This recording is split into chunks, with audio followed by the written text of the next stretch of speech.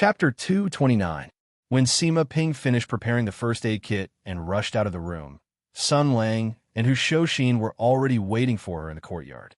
Although both of them looked calm, the girl's sensitive heart could still detect a sense of disharmony.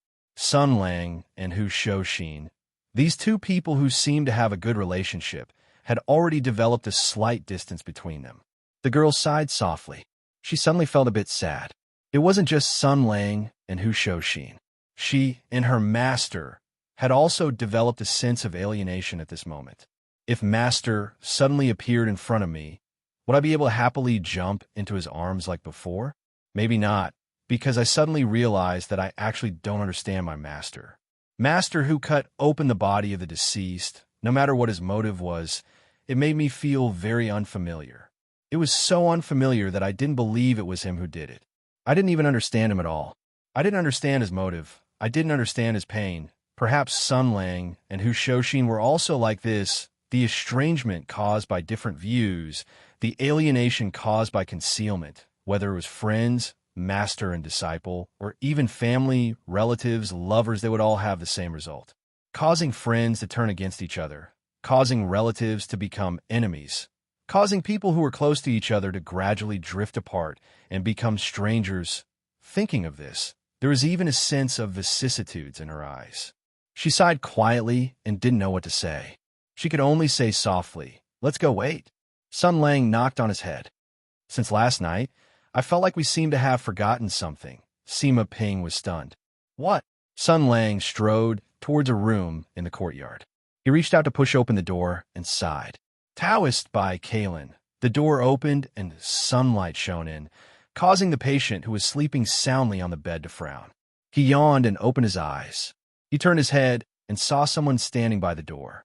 The sunlight shone in from the side of his body, blurring his face. Therefore, the patient squinted his hazy eyes, wanted to take a closer look at the person's appearance. Then, ugh. Everyone else has morning bursts, but you have morning sickness. Taoist priest, you really don't take the usual path. Sun Lang shook his head and said, "A lot of things happened last night. It was so exciting that I forgot about you. I'm sorry, but Taoist priest, why didn't you say anything last night?" He turned to look at the two people outside the door. Sima Ping had an expression of what the F asterisk CK. He didn't leave. While Hu Shouxin also had an expression of what the F asterisk CK. He's actually still here. Such a cold temperament was really heartbreaking. However, the Taoist priest was indeed very sad. Sun Lang's words reminded him of the night before. Taoist priest by Shui pouted and almost cried, Sun Lang, I feel bitter in my heart. That horrible evil nun, after throwing me back last night, she suddenly had evil thoughts. She said that in order to prevent me from making a ruckus, running around, affecting my wound, and distracting her, she had to use some unavoidable means. He reached out and pointed at the circle of golden light beside the bed.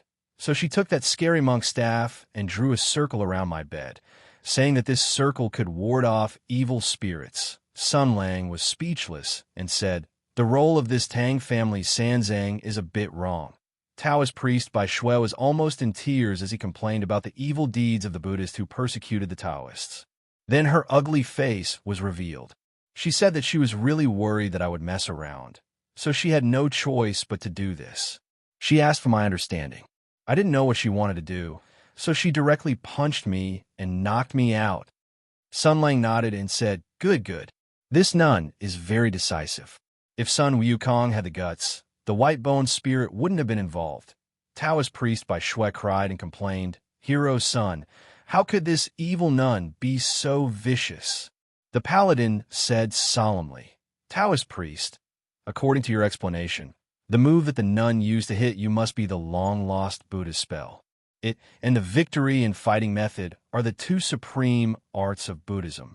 Even so, you were knocked out by this nun with one punch. Taoist priest, as a disciple of Taoism, you are so weak.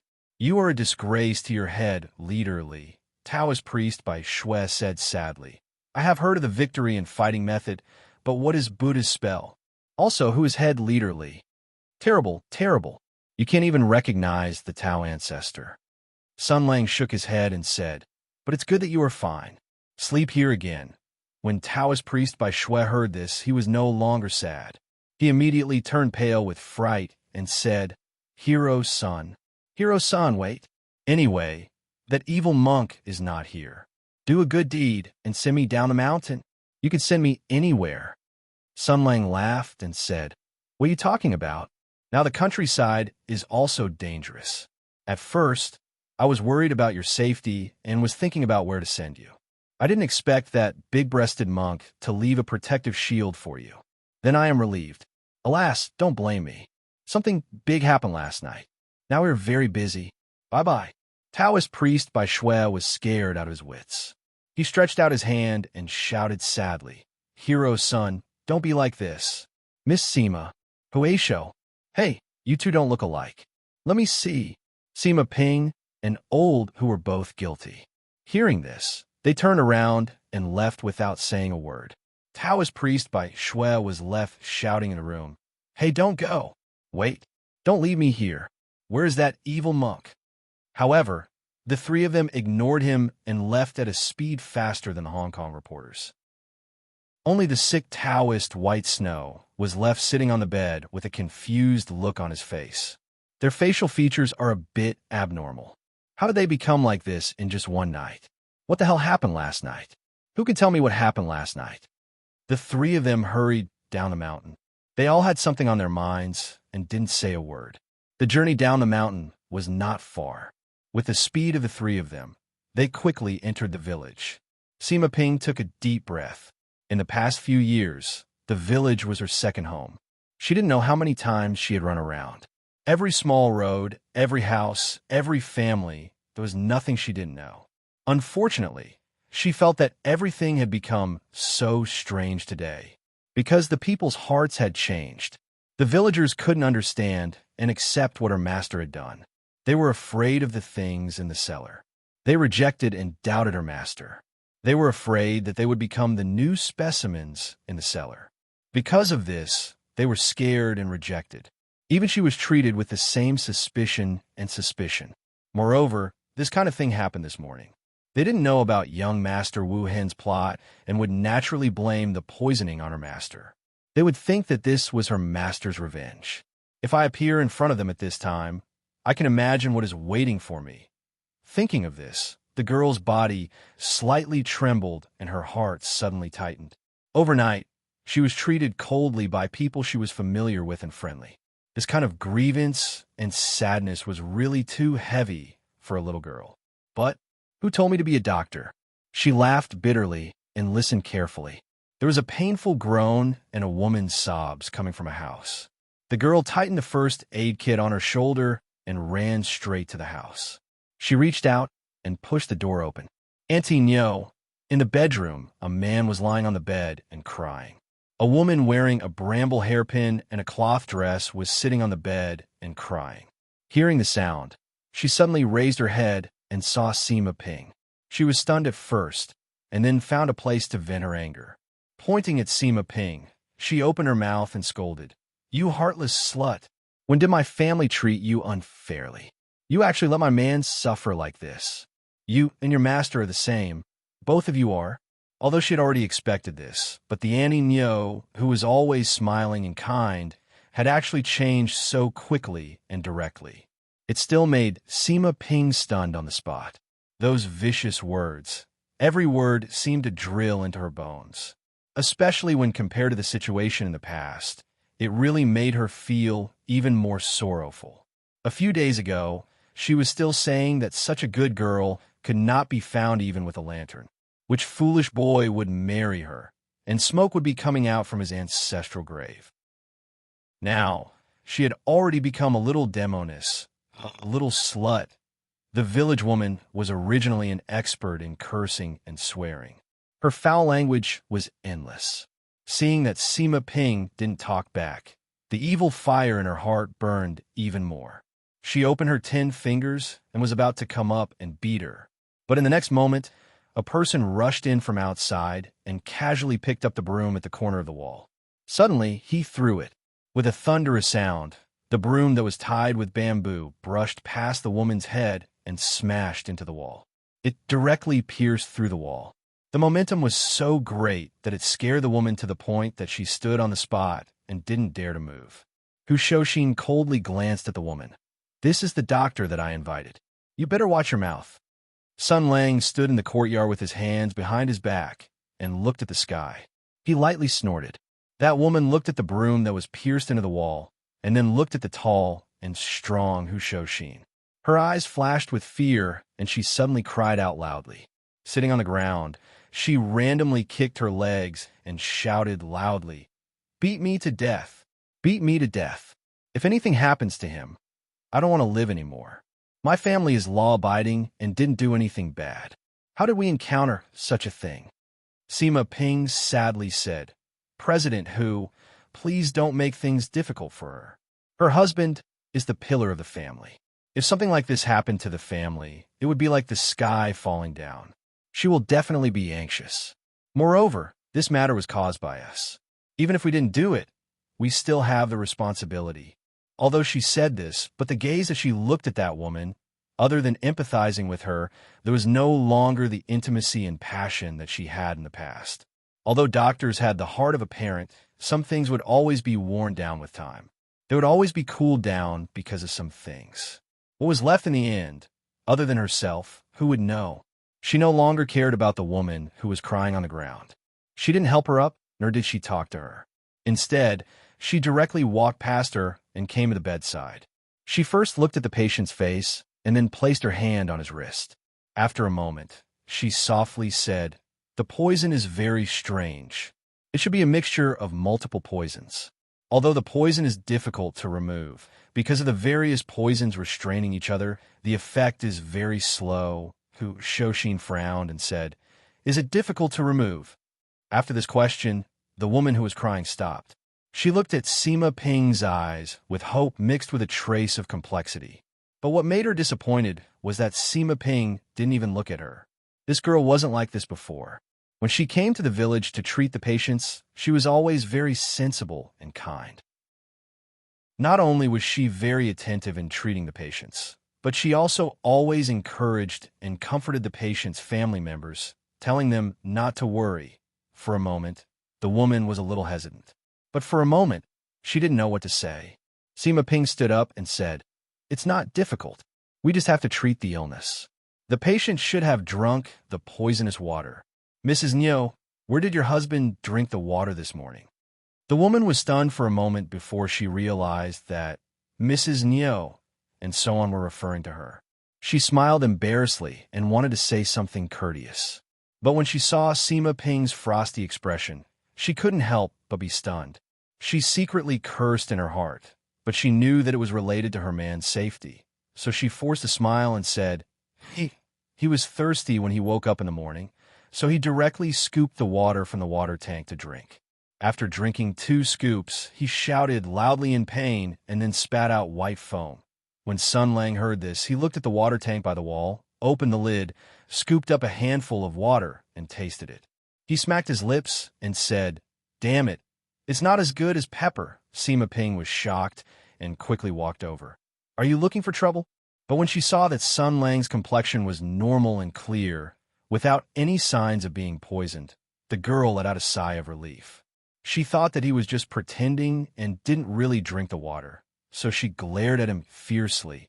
"Is it fun to play with people?" Then she carefully dipped her handkerchief in a bit of water and smelled it. She then picked up a bit and licked it carefully. Then she spat it out quickly. The expression on her face became a bit more relaxed. Fortunately, although the poison is strong, the amount of medicine is limited. It was diluted by the water in the tank, so the poison won't be too strong.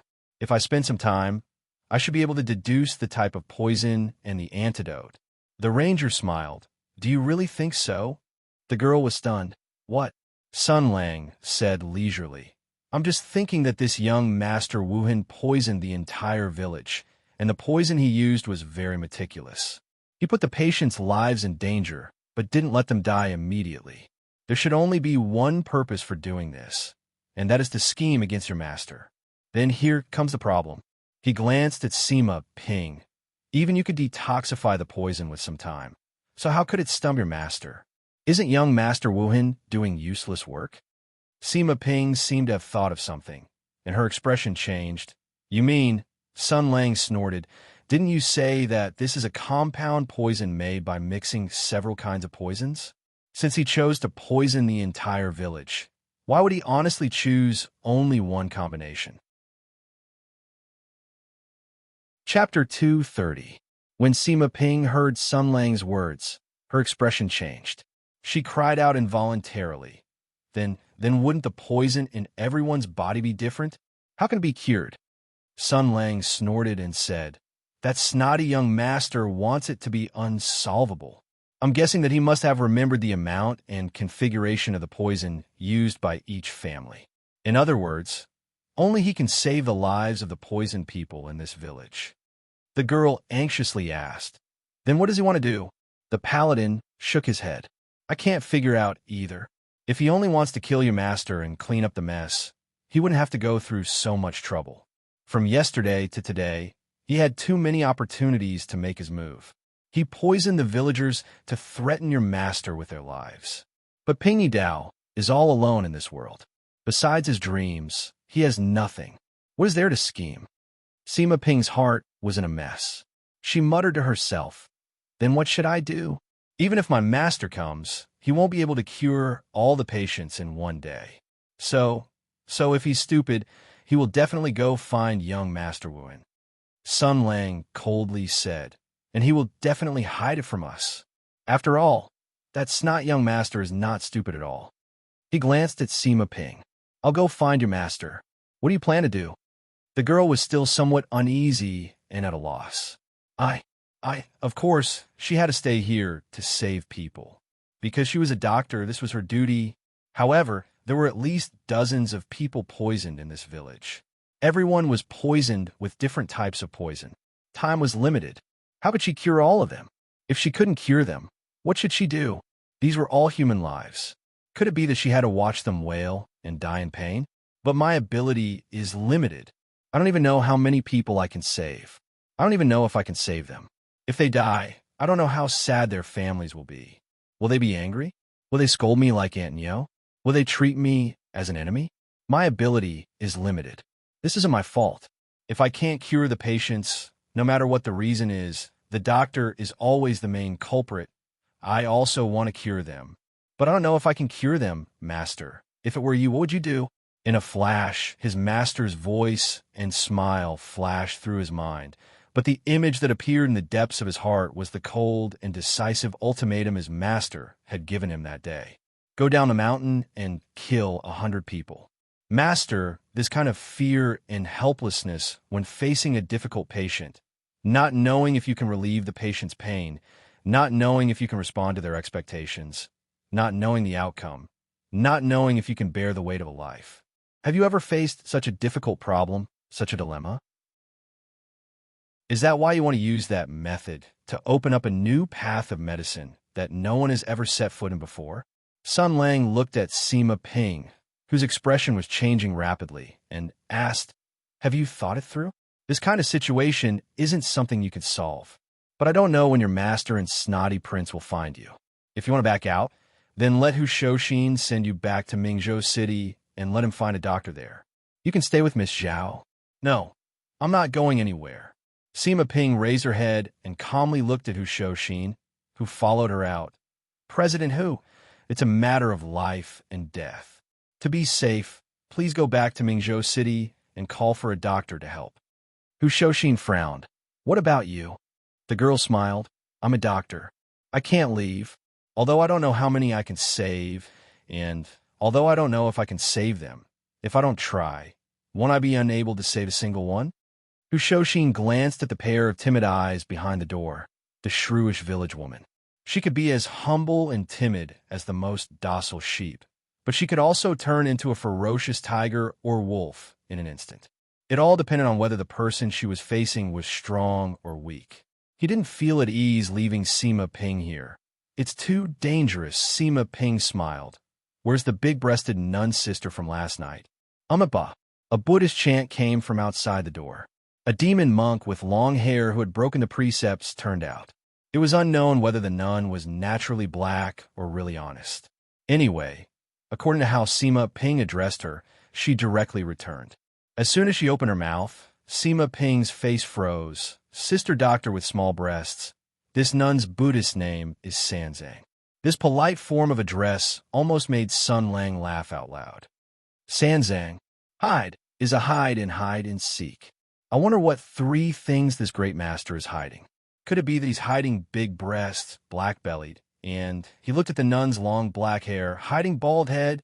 In an instant, a very hidden look of shock flashed through Master Sanzang's eyes, but this strange look quickly flashed away. She put her palms together and said, Ba, you're joking, benefactor. Then the nun looked at Sima Ping and saluted. Benefactor, you're so kind, and you deserve to be a doctor. This nun has both respect and admiration. This nun has heard all the words of benefactors just now. This nun originally wanted to go to Mingzhou City to ask for help, but this benefactor who, as the leader of the Wanderers, must have more connections and means than a nun like me. If benefactor Sima doesn't mind, this nun will be responsible for your safety. How about it? The gloominess on Sima Ping's face faded, and she said seriously, Then I'll have to trouble you, nun. Hu Shouxin looked at this seemingly dull Master Sanzang. No matter how he looked at her, she didn't seem reliable. He then turned to look at Sun Lang. The Wanderer looked as if it had nothing to do with him.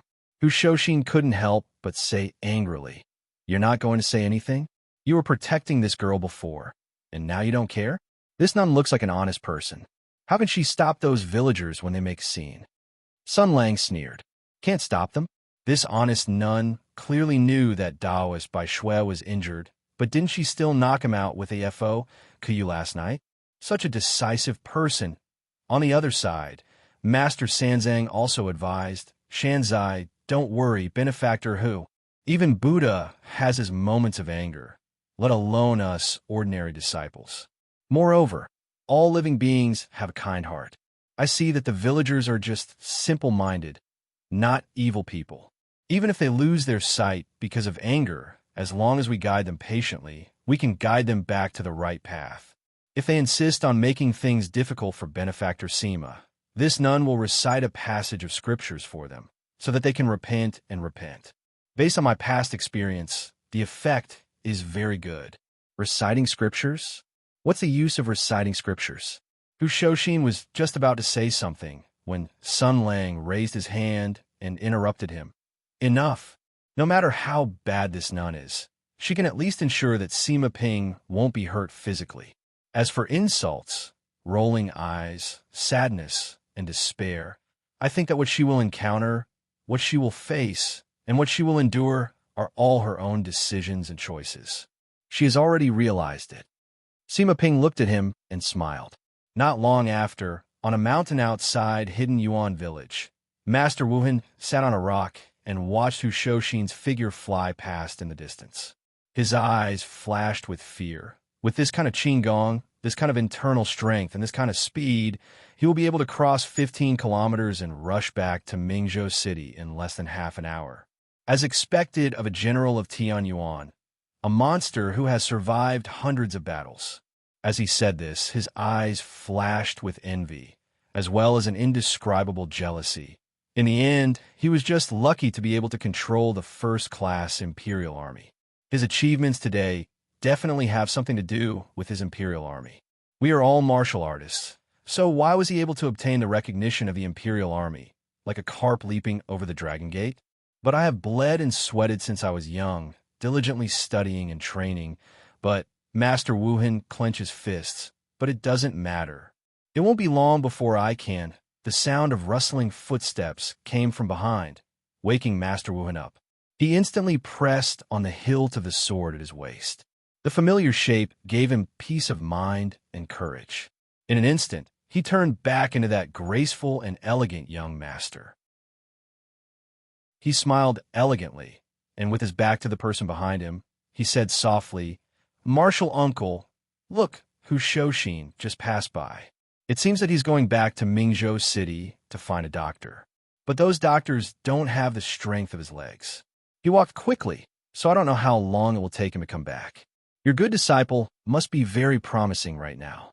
Facing the cold eyes and insults, she went to treat the ignorant villagers who see her as an enemy. "What good girl? Oh, right, that woman from Biju Temple should be by her side right now." In other words, Master Wuhan turned around and smiled gently. "The two experts who suddenly appeared last night have also been sent away. Martial Uncle, although there was a little accident in the middle of the plan at this moment, only the two of us are left." Ping Yi Dao held a steel staff in his hand and stood not far away, watching Master Wuhan. His eyes were as cold as ice, and his expression looked even more miserable and distressed. However, his eyes regained their former vigor. A famous doctor of a generation was originally a national expert who could reverse life and death. How could he not have his own bearing? It was just that there were too many burdens on his shoulders, erasing his loftiness. He said coldly, "Senior Marshal Brother has taught you a good disciple. As a disciple of our school, you actually poisoned innocent villagers. Do you deserve to be a doctor?" Master Wuhan still smiled elegantly. He shook his finger and said sincerely, "Martial Uncle, you're wrong to say that. First of all, the person who poisoned them wasn't me. It was obviously you who was vicious and wanted to take revenge on the villagers because your true face was revealed to the world. You said that I poisoned them, but do you have any evidence? Do you want to go to the government office to sue me? Who would believe your words? Second of all, I'm not a doctor. I'm a martial artist. I practice martial arts and cultivate qi. I'm a dragon among men. As a martial artist, I'm not the same kind of person as those pitiful commoners. What's the use of practicing martial arts if I can't surpass all living things?" Master Wuhan sneered. "I only studied medicine to better understand my own body and meridians. I wanted to learn by analogy and nurse my body back to health. I have no interest in treating illnesses and saving people." Third of all, he looked at Ping Yi Dao. His smile was tainted with evil, and his expression became malicious. "What's wrong with poisoning innocent villagers, destroying the remains of the deceased, going against the principles of human relations, deceiving your master, and destroying your ancestors? You're a lunatic. Do you think you deserve to lecture me after doing such a thing? Come on, Martial Uncle, aren't we the same kind of people? There's no one around. Who are you putting on an act for?" A trace of sadness flashed through Ping Yi Dao's eyes. He shook his head and said, "What do you know?" He looked at Master Wuhan and slowly raised the steel staff in his hand. "When I was in the village, I discovered that you left me a message using the unique method of your sect. The reason why I came here alone was because I felt ashamed of my sect and wanted to save some face for it. After all, if the matter of you poisoning the villagers was spread out, it wouldn't be good for our sect's reputation. The sect's reputation was ruined by me once, so I can't let a traitor like you ruin it again. Second of all, this matter concerns the life and death of many innocent people. I can't take the risk. Regardless of whether you escape or die, their lives won't be guaranteed. But you said that you're not a doctor, so I don't have to worry about anything." A trace of strong killing intent flashed through his eyes. "What poison did you use? Tell me everything, and I'll let you live." Master Wuhan chuckled. "Martial Uncle, you're mistaken about one thing. Right now, the authority is in my hands. That's because you still have that fake hypocrisy left in you. That's because you're still a doctor, but I'm not. You can't bear to see innocent people die, but I don't care. I can kill 100 people without batting an eyelid, and I can also watch them die while wailing. Martial Uncle, I set up this trap and asked you out because I want to make a deal with you." He pondered and said, "I can hide your tracks, I can keep my mouth shut about the sect, I can hand over the poison formula, and I can even help you and my little junior sister escape. I can also make a solemn oath that we won't meet again in this life. You should know that if I turn around and run, you won't be able to catch up with me. And the consequences of this matter won't just be the deaths of those dozens of people in the village. Martial Uncle, you'll never have a day of peace in the future." He raised his eyebrows and smiled. "That's right, there's also that cute little junior sister. Are you willing to take her and run around to avoid being hunted down? The sect won't necessarily let her go." At the mention of Sima Ping, A trace of pain flashed through Ping Yidao's eyes.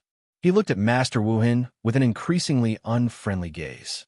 Pinger should know what kind of person I am by now. He coldly said, "What deal? Tell me." Master Wu Hin's eyes flashed with a trace of heat, and his breathing became hurried. He took 2 steps forward and stared at Ping Yidao. Martial uncle, master, and the other uncles all kept their mouths shut about your matter. But after I grew up, I found many clues through various channels and finally pieced together the original situation. You broke off from Master, hid in the army, entered the bloody battlefield, and then lived in seclusion in this small mountain village. You collected corpses in the cellar in order to use some kind of aura from the corpses to cultivate, right? What I want is the thing that you didn't hesitate to betray your sect, go through a great war, and live in seclusion in the mountains. Divine blade technique. He shouted out the words that he had learned from his master since he was a child and firmly remembered. His expression was infatuated and passionate. Give me the divine blade technique's secret manual. Chapter 231. Divine Knife Technique. He shouted out the words that he had learned from his master since he was a child and firmly remembered. His expression was obsessed and passionate. Give me the Divine Knife Technique's secret manual. Ping Yidao was stunned for a moment, and his eyes flashed with deep astonishment. He looked at young Master Wu Hin. His eyes were blazing, and his face was ferocious. His face was full of obsession and obsession. This was really absurd. Strange Doctor subtly looked up to the sky and laughed. His laughter was full of sadness and sadness. After laughing for a moment, he looked at young Master Wu Hin. "Senior brother, did he say that?" Young Master Wu Hin coldly said, "That old thing is tight-lipped. I only eavesdropped on him and a few martial uncles occasionally talking about it." His words were full of hatred and disdain. Humph! Using a dead person to practice martial arts, that hypocritical old man would of course think it was outrageous. However, martial arts have always been about using the strong to bully the weak. In this world, the weak are prey to the strong. We martial artists temper our bodies and cultivate our chi. Our ears and eyes are sharp, and our bodies are strong. We live longer, are stronger, and are more intelligent than mortals. Therefore, we must obtain more and better things than mortals. Therefore, it is natural that we are superior to them. This is the meaning of martial arts. He looked at Ping Yidao with burning eyes. Am I right, martial uncle? The so-called chivalrous path and the so-called great chivalrous person are just slogans that the strong use to whitewash themselves and fool the weak. However, after a long time, even some hypocritical martial artists believe it. In this world, the strong live and the weak die. Martial arts is the way for us to become superior. Therefore, is there a difference between good and evil in martial arts? There is no good or evil, no good or evil. All the standards of right and wrong are determined by the strong. Martial uncle, when you stole the Divine Knife Technique's secret manual, you also thought so. Ping Yidao looked at young Master Wu Hin, and a cold light flashed in his eyes. He coldly said, "Practicing martial arts, becoming stronger, becoming superior, and surpassing the weak. Is it so important?" Important, of course it is important. There is no doubt, no doubt. Young Master Wu Hin smiled deeply. Then, a look of endless reverence and worship appeared on his face. It was as if he was recalling a god, and his tone was full of reverence. "Martial uncle, the reason you asked this question is because you haven't seen true strength. She is noble, she is perfect, she is powerful. She has gathered all the qualities of a wise ruler that you can imagine. She has shown us what strength is, the true meaning of strength, the essence of the world. She has given us hope. Only by becoming stronger can we keep up with her footsteps. Only by becoming stronger can we respond to her expectations. Only by becoming stronger can we receive her blessings." Divine blade technique. He took a step forward and said in an agitated tone, "Martial uncle, please grant me my wish. I'm not as old-fashioned as master. Not to mention using a corpse to practice. Even if I were to use a living person to practice, I wouldn't even frown. These years, I've completed countless tasks, accumulated merit points, exchanged them for cultivation techniques, traveled extensively, and collected secret manuals. But I'm not fast enough. I can't get those peerless secret manuals, and I don't care about those shallow and boring martial arts. After thinking about it, only the sex taboo, divine blade technique, can help me. I'll definitely be able to break through the shackles and reach a higher level of enlightenment. He looked at the silent Ping Yi Dao, and his tone gradually became anxious. Martial uncle, what are you worried about? If the news of me practicing this kind of martial arts spread out, the sect won't accept me. So how can I harm you?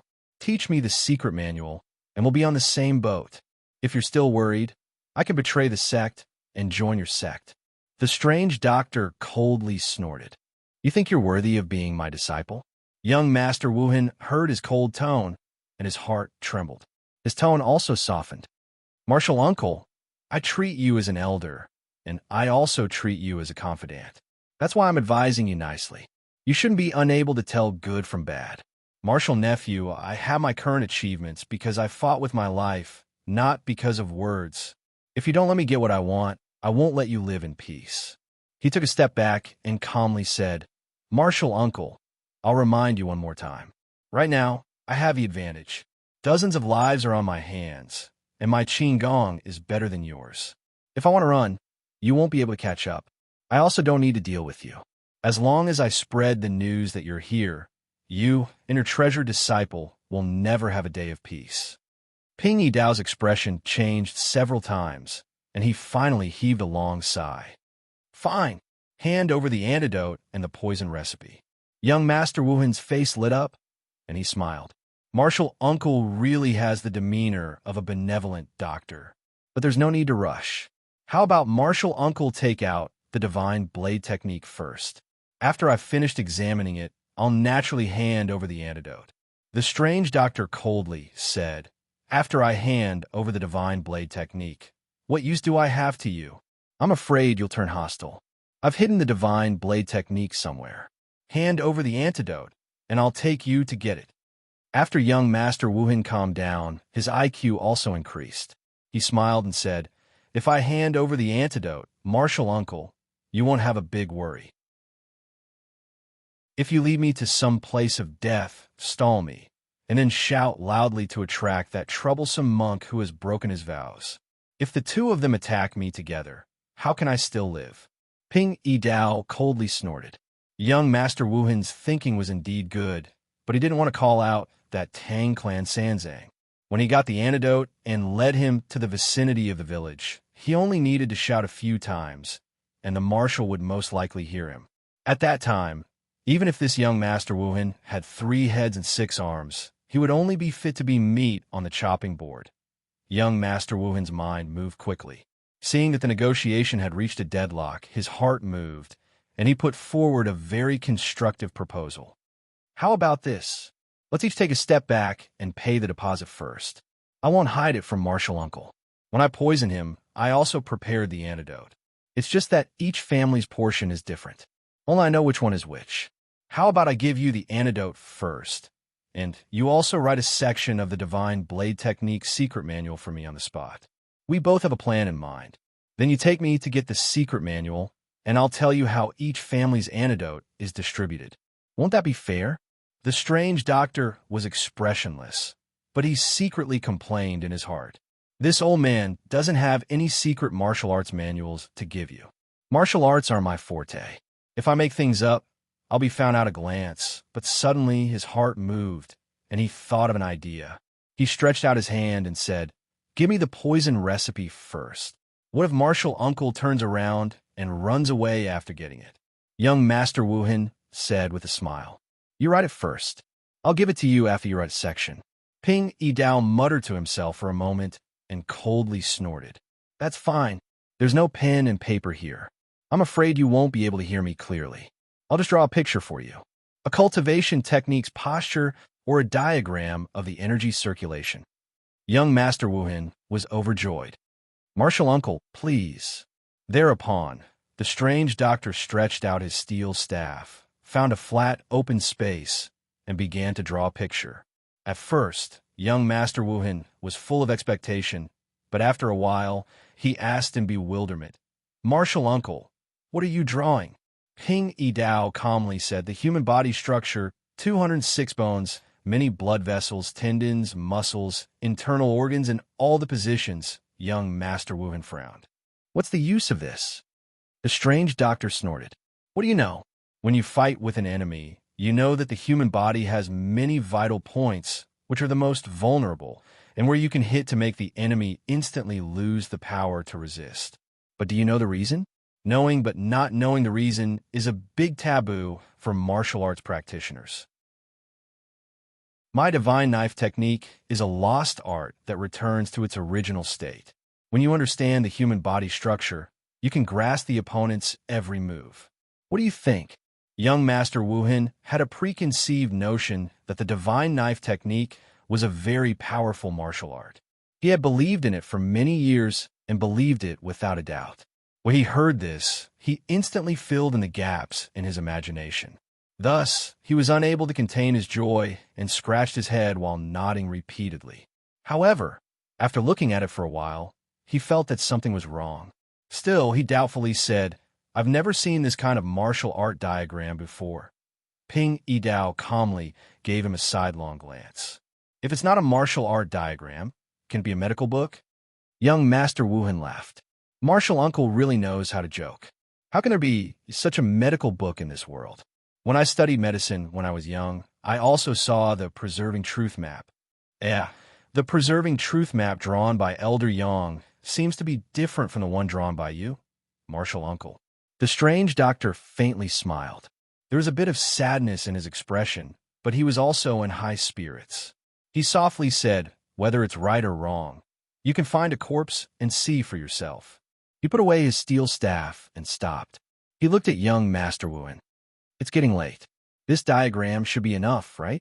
As for the mental cultivation method and the like, even if I pass it on to you, you won't dare to believe it. It's better to just go and get the secret manual." Young Master Wuhan's thoughts were exposed, so he embarrassedly cupped his hands. I'm ashamed.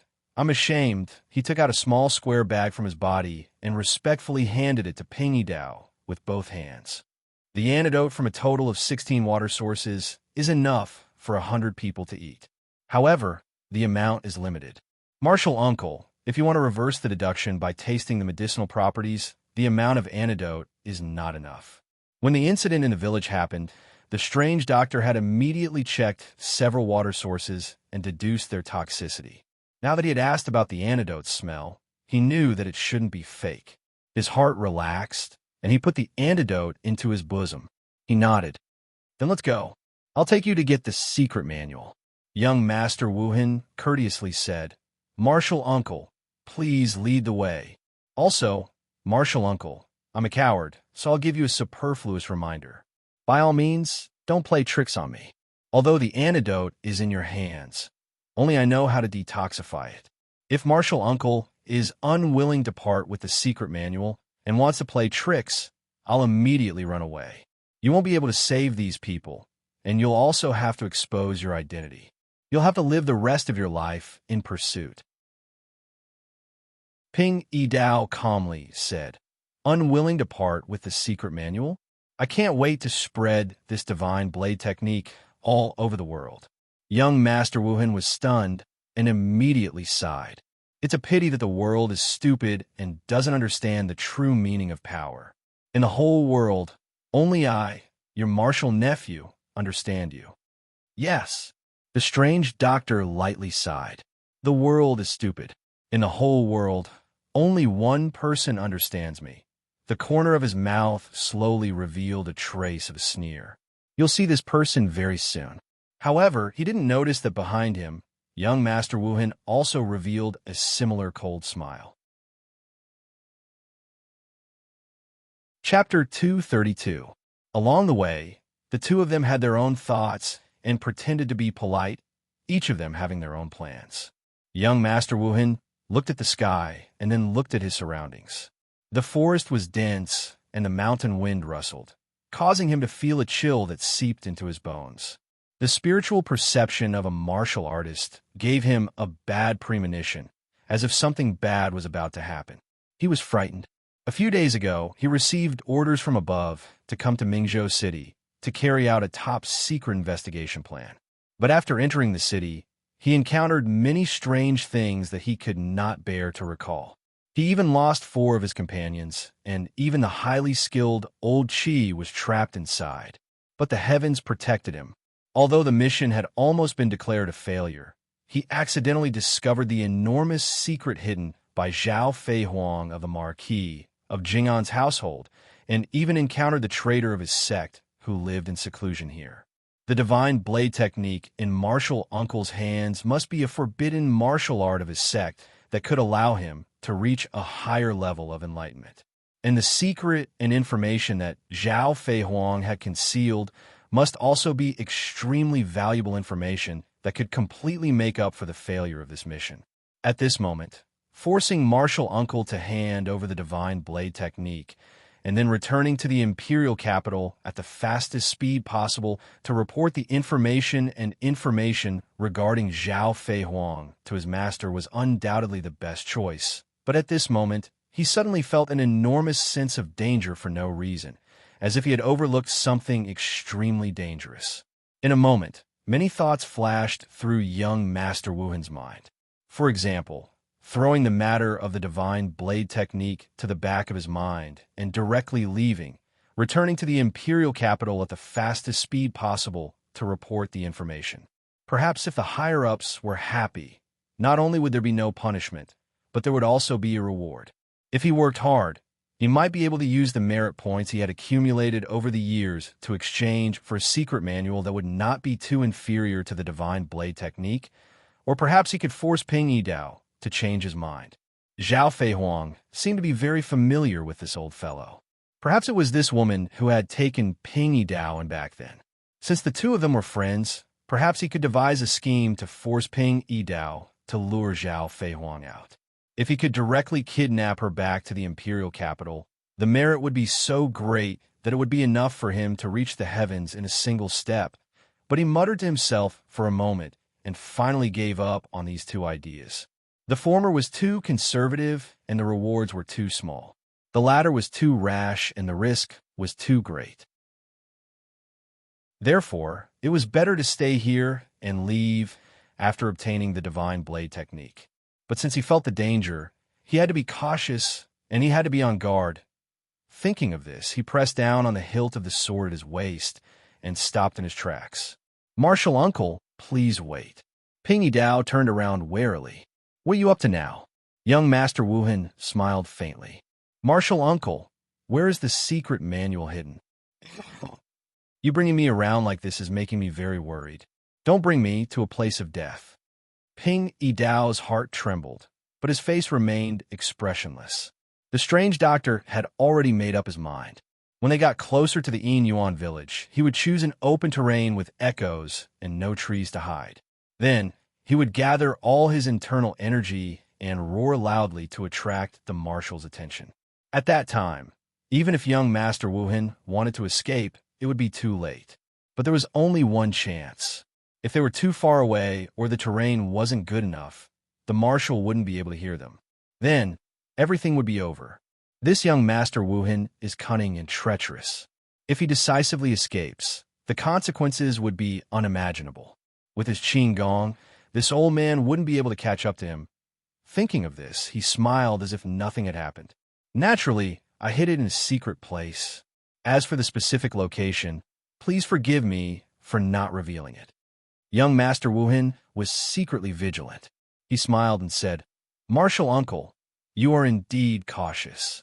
The strange doctor faintly said, "Aren't you the same? We originally didn't trust each other, so we restrained each other. After this transaction is completed, I only hope that you can keep your promise."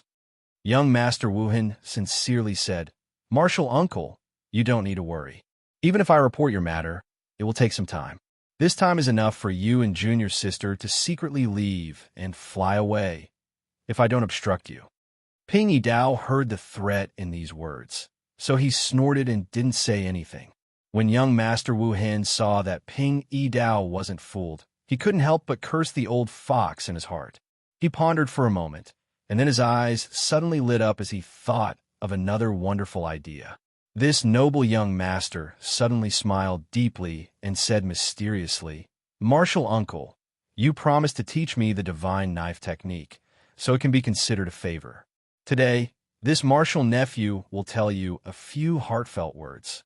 Do you really intend to continue like this? Hiding and living in the midst of the confusion and curses of fools and mediocre people?" The strange doctor's expression turned cold. "What do you want to say?" The well-behaved and kind-hearted martial nephew opened his hands, and an expression of awe and admiration appeared on his face. "Martial uncle, join us." Ping Yidao snorted. "Not interested." Young Master Wuhan didn't get angry. "Martial uncle, don't be in a hurry to refuse. Get to know us first. You can't imagine the power we have, the goals we strive for, and the leaders we serve. There are no false benevolence, no jumbled traditions, and no ridiculous dogmas. There are only people with lofty ambitions, talented and intelligent people, and people who work hard and don't give up. All of our efforts will be rewarded, and all of our dreams will be realized. Do you know, people will grow old and die, and this country will also grow old and die. Right now, our country has already entered an unavoidable state of decay. We will rebuild after we break, and reform after reform. In this rapidly changing world, we will establish a foundation that will not change for the next 10,000 years, so that our Han family will forever stand at the peak of this world. This is our cause and mission." The strange doctor looked at the fanatical young Master Wuhan and calmly said, "Does your organization like to casually poison innocent civilians and treat them as a lower class of people? In front of great benevolence, small benevolence doesn't exist." Young Master Wuhan coldly said, "Moreover, these ignorant people are selfish and paranoid. What use are they to this world? They're just weak people who have to pay taxes under the whips and swords of the strong. For thousands of years, the only thing we don't lack are these kinds of lowly people. Martial uncle, why do you care? My master is thirsty for talents, and my organization accepts hundreds of people.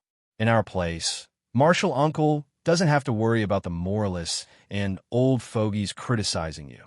You can do whatever you want.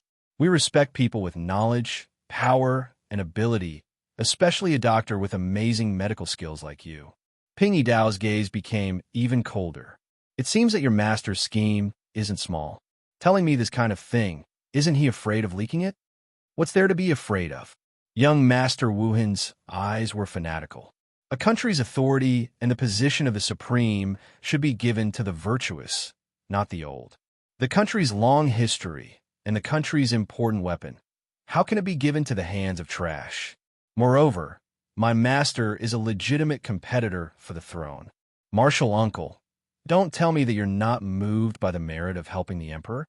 To be able to assist a wise monarch and establish an even more perfect and great country, then have a meteoric rise, leave your name in the history books, and enjoy the riches and power of the world. Is there anything more delightful than this in life?" Ping Yidao's expression changed, and he lightly sighed. "It seems that you've really found an amazing master. Which prince is it?" Young Master Wuhan hesitated for a moment. After a moment, he said, "Fine. Even if I tell Martial uncle, it's not a big deal. In any case, the battle for the throne will be made public." He took 2 steps forward and softly said a name. The strange doctor's expression changed greatly. The shock in his eyes couldn't be concealed, and his mind rumbled. Why? Why'd it have to be her? He blinked, and it seemed as if the world was spinning. His back was drenched in cold sweat, and his heart was in a mess. It was difficult to describe with words, and for a moment, there was only one thought left in his mind. He absolutely couldn't let the marshal know about this. Young Master Wuhan didn't suspect Ping Yidao's shock. In his opinion, Martial Uncle's reaction was very normal. With pride, he sincerely said, "Martial Uncle, think about it carefully." Before, he was still hesitating about whether or not he should silence Ping Yidao after he succeeded. But now, he was really sincere, and there was no conspiracy. After all, after all, if he recommended a capable person to join the organization and successfully pass the assessment, the higher-ups would reward him with a lot of merit points. Once he thought about the generous rewards he might receive, young Master Wuhan's heart burned with passion. Merit points could be used to exchange for almost anything you wanted. Money and wealth were the most worthless things. Divine weapons, martial arts, cultivation methods, official positions and authority, industries, loyal servants, and even the Imperial Army. Everything could be exchanged with merit points. What was even more wonderful was that the way to obtain merit points wasn't just by completing missions. For example, if he recommended his martial uncle to join the organization and pass the assessment, he would receive a lot of rewards according to his martial uncle's rank. What was even more wonderful was that if his martial uncle also recommended other capable people to join the organization, then he, who recommended his martial uncle, would also receive a small portion of the merit points as a bonus. And so on and so forth. It was endless.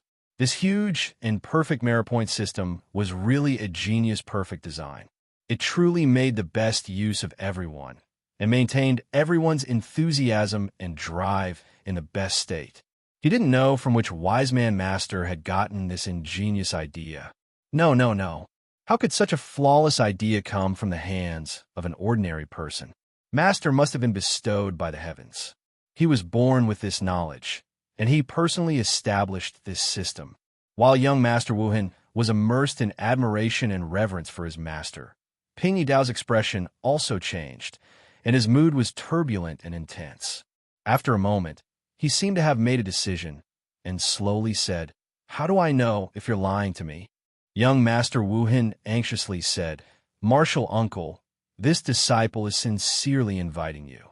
Otherwise, how could I tell you such a secret? What good would scheming against martial uncle do to me?" Ping Yidao muttered, "I need to think about it. There are still some questions I want to ask you." Young Master Wuhan was overjoyed. He wasn't afraid that you wouldn't agree, but he was afraid that you wouldn't be interested. He repeatedly nodded. "Martial uncle, please ask. As long as I can answer, I'll tell you everything I know." The strange doctor indifferently said, "There's no need to rush. I'll give you the secret book first, and you can also tell me the poison recipe. Saving people is more important. Let's go." Young Master Wuhan disapproved of the strange doctor's soft-heartedness, but he didn't need to quarrel with his martial uncle over this issue. They were just a group of lowly people. As long as he got what he wanted, it didn't matter whether they lived or died. If his martial uncle wanted them to live, then he would let them live. But after he took 2 steps, the mountain wind blew, and his head turned cold. His IQ rose again, and he suddenly said, "Martial uncle, please wait." Ping Yidao impatiently said, "What's wrong with you again?" Young Master Wuhan smiled embarrassedly. "I was so engrossed in talking with martial uncle that I forgot what happened at the beginning. Martial uncle, what I meant was that this place isn't far from the secret entrance you dug out from the cellar. We don't need to go down the mountain. We can quietly go through the mountain forest and go to your residence first. What do you think?" The strange doctor frowned.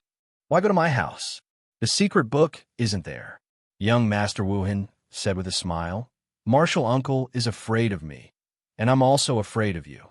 Please forgive me for being cautious. I'll kowtow and apologize to you afterward. I also don't need to hide it from martial uncle. I'm afraid that once we reach the village, martial uncle will yell and attract that troublesome demonic monk to make things difficult for me. Therefore, I want to be safe. I remember that martial uncle has a patient there. It's an ox-nosed Taoist priest. It seems that the demonic monk came for him. I'm not talented, so I'll take him as a hostage. It'll be safer." Ping Yidao's complexion slightly changed. He was ashamed. How could he forget about this Taoist priest again? However, he said that he wanted to return to the cellar through the secret tunnel in the mountain and then come up from the cellar. The strange doctor's expression slightly changed. "I'm still thinking of a way to take you down without alerting the marshal. Or perhaps I should arrange a situation so that the marshal won't investigate your origin. Since you've taken the initiative to deliver yourself to my door, don't blame me." Ping Yidao lowered his eyelids, concealing the killing intent that flashed through his eyes. Then he said without batting an eyelid, "Humph, you really don't want to relax for even a moment." Young Master Wuhan didn't care at all. Martial Nephew is naturally timid. I made a fool of myself in front of Martial Uncle. If you don't want that ox-nosed person to suffer, you can also let me seal his acupoints and use myself as a hostage. The strange doctor coldly said, "In your dreams. You see, we're the same kind of people, who would be willing to entrust their lives to others." Young Master Wuhan said indifferently, "However, Martial Uncle, don't worry. I won't make things difficult for that ox-nosed person. After all, we might become companions and comrades in arms in the future. I don't like to do things that offend people." At this moment, on the mountain of the hidden Yuan village, in the strange doctor's residence, Taoist priest Bai Shui, who was sitting on the bed and feeling sorry for himself, suddenly sneezed and rubbed his nose. "Damn it, who's thinking about me? It's definitely not that group of heartless martial brothers, and it can't be that demonic monk. Then, it must be Great Hero's son and the others. Alas, they still have a conscience and know how to worry about me."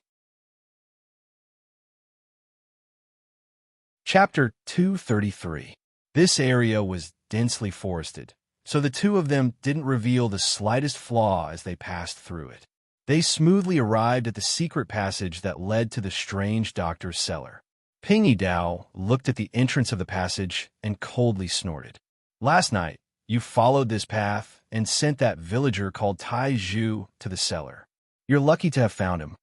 This is only a superficial dividing metal acupoint fixing technique. One of the major characteristics of our organization is to abandon sectarian bias and focus on knowledge, sharing, and brainstorming.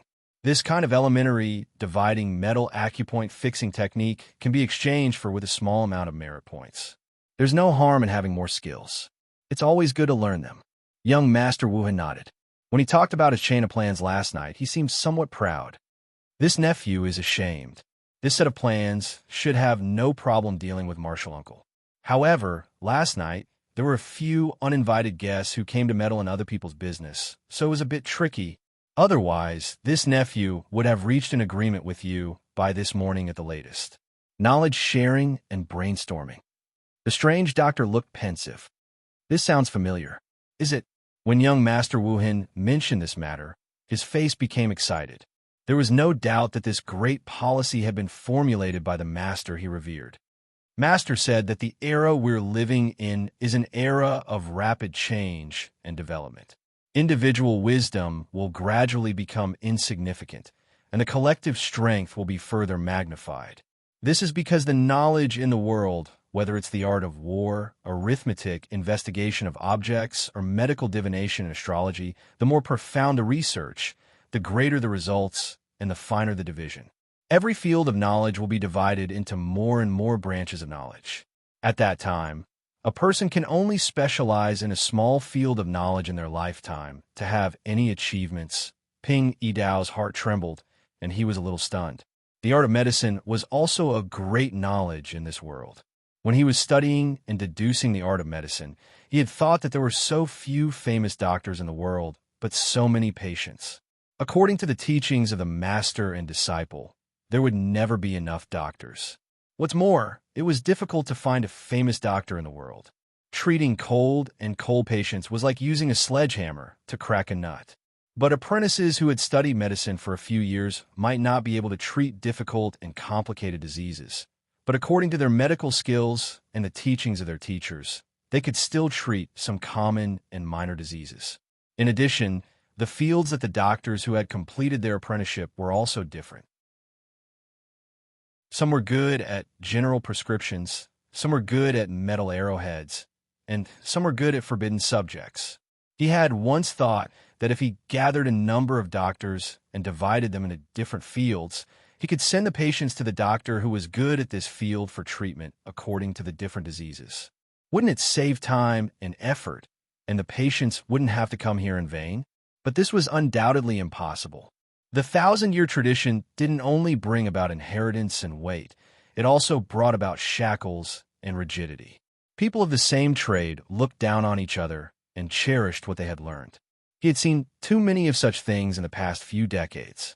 His idea was undoubtedly a castle in the air in the Empire. There were countless obstacles blocking the progress of reform.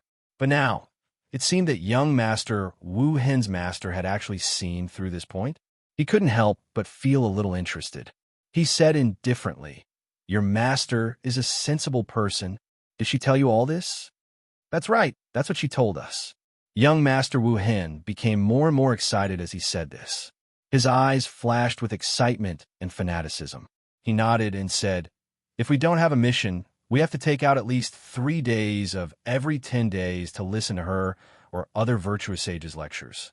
She tells us the truth of this world and the truth of the world. She tells us the correctness of what we're doing and outlines a beautiful vision for the future for us.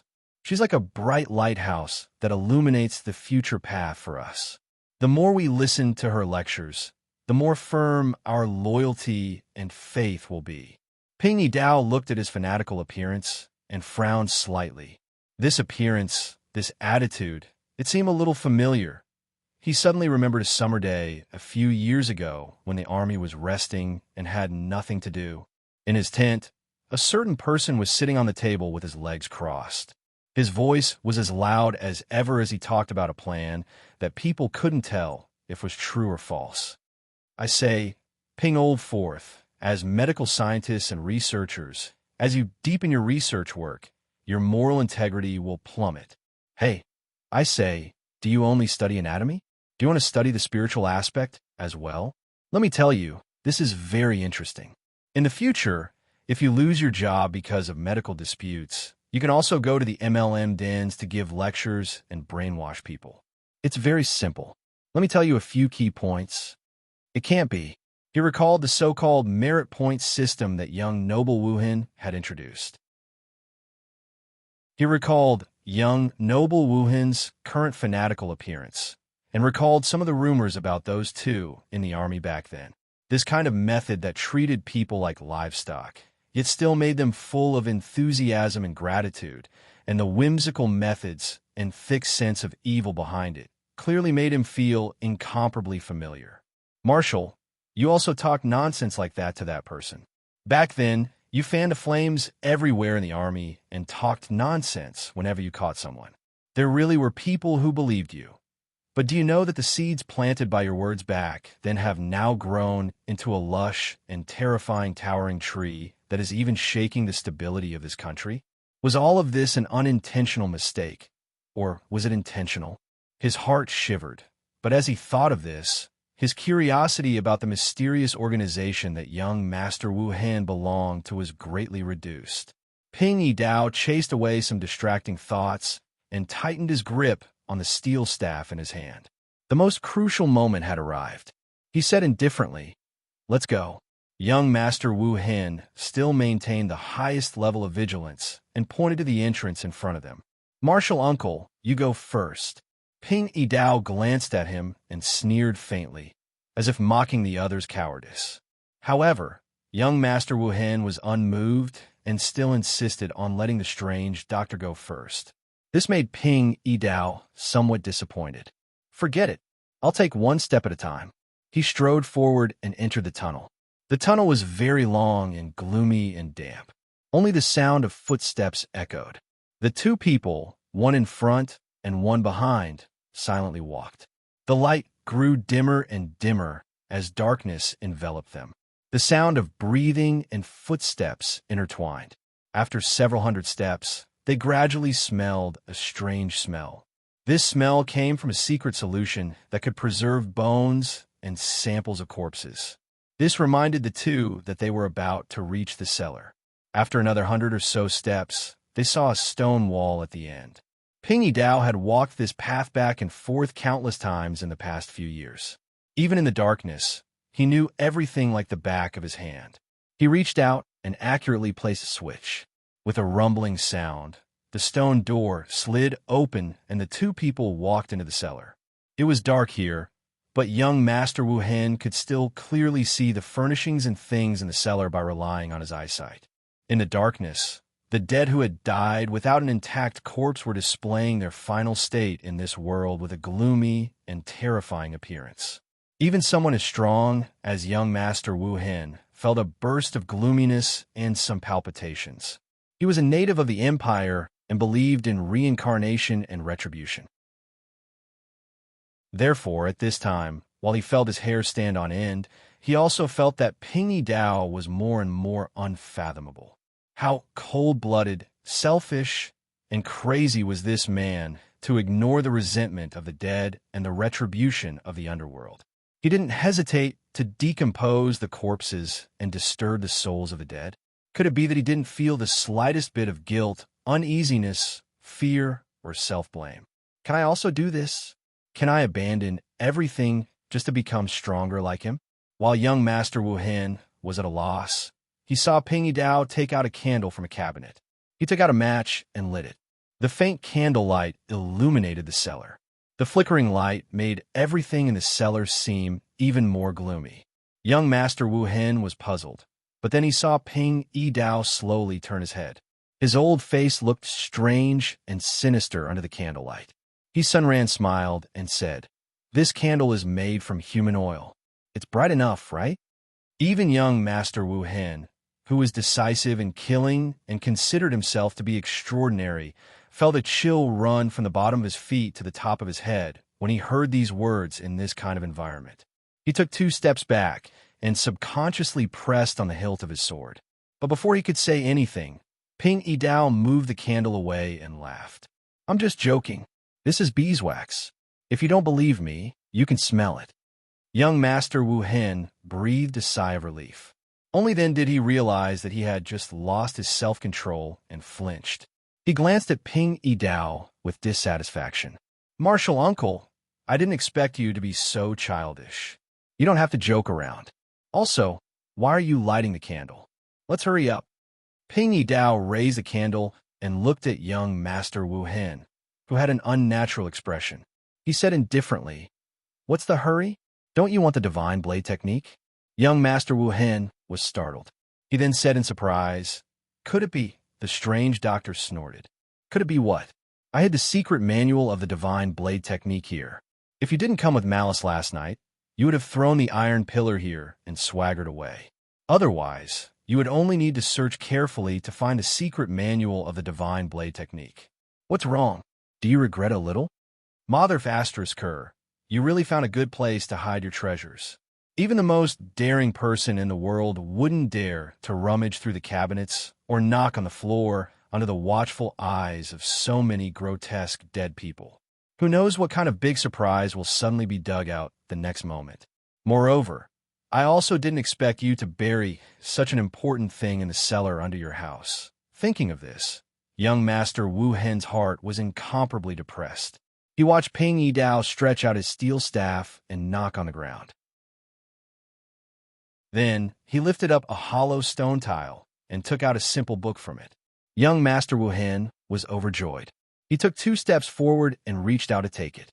Unexpectedly, Ping Yi Dao was already prepared. He took 2 steps back and inserted his steel staff into the ground beside him. Then he held the candle in one hand and the secret manual in the other. He looked like he was about to move closer to young Master Wu Hen. He smiled at young Master Wu Hen. "What's the hurry, nephew? If you move again, I only need to burn a few pages with fire, and you will regret it for the rest of your life." Young Master Wu Hen's complexion changed. Then, he revealed a sincere smile. "Martial uncle, what are you doing?"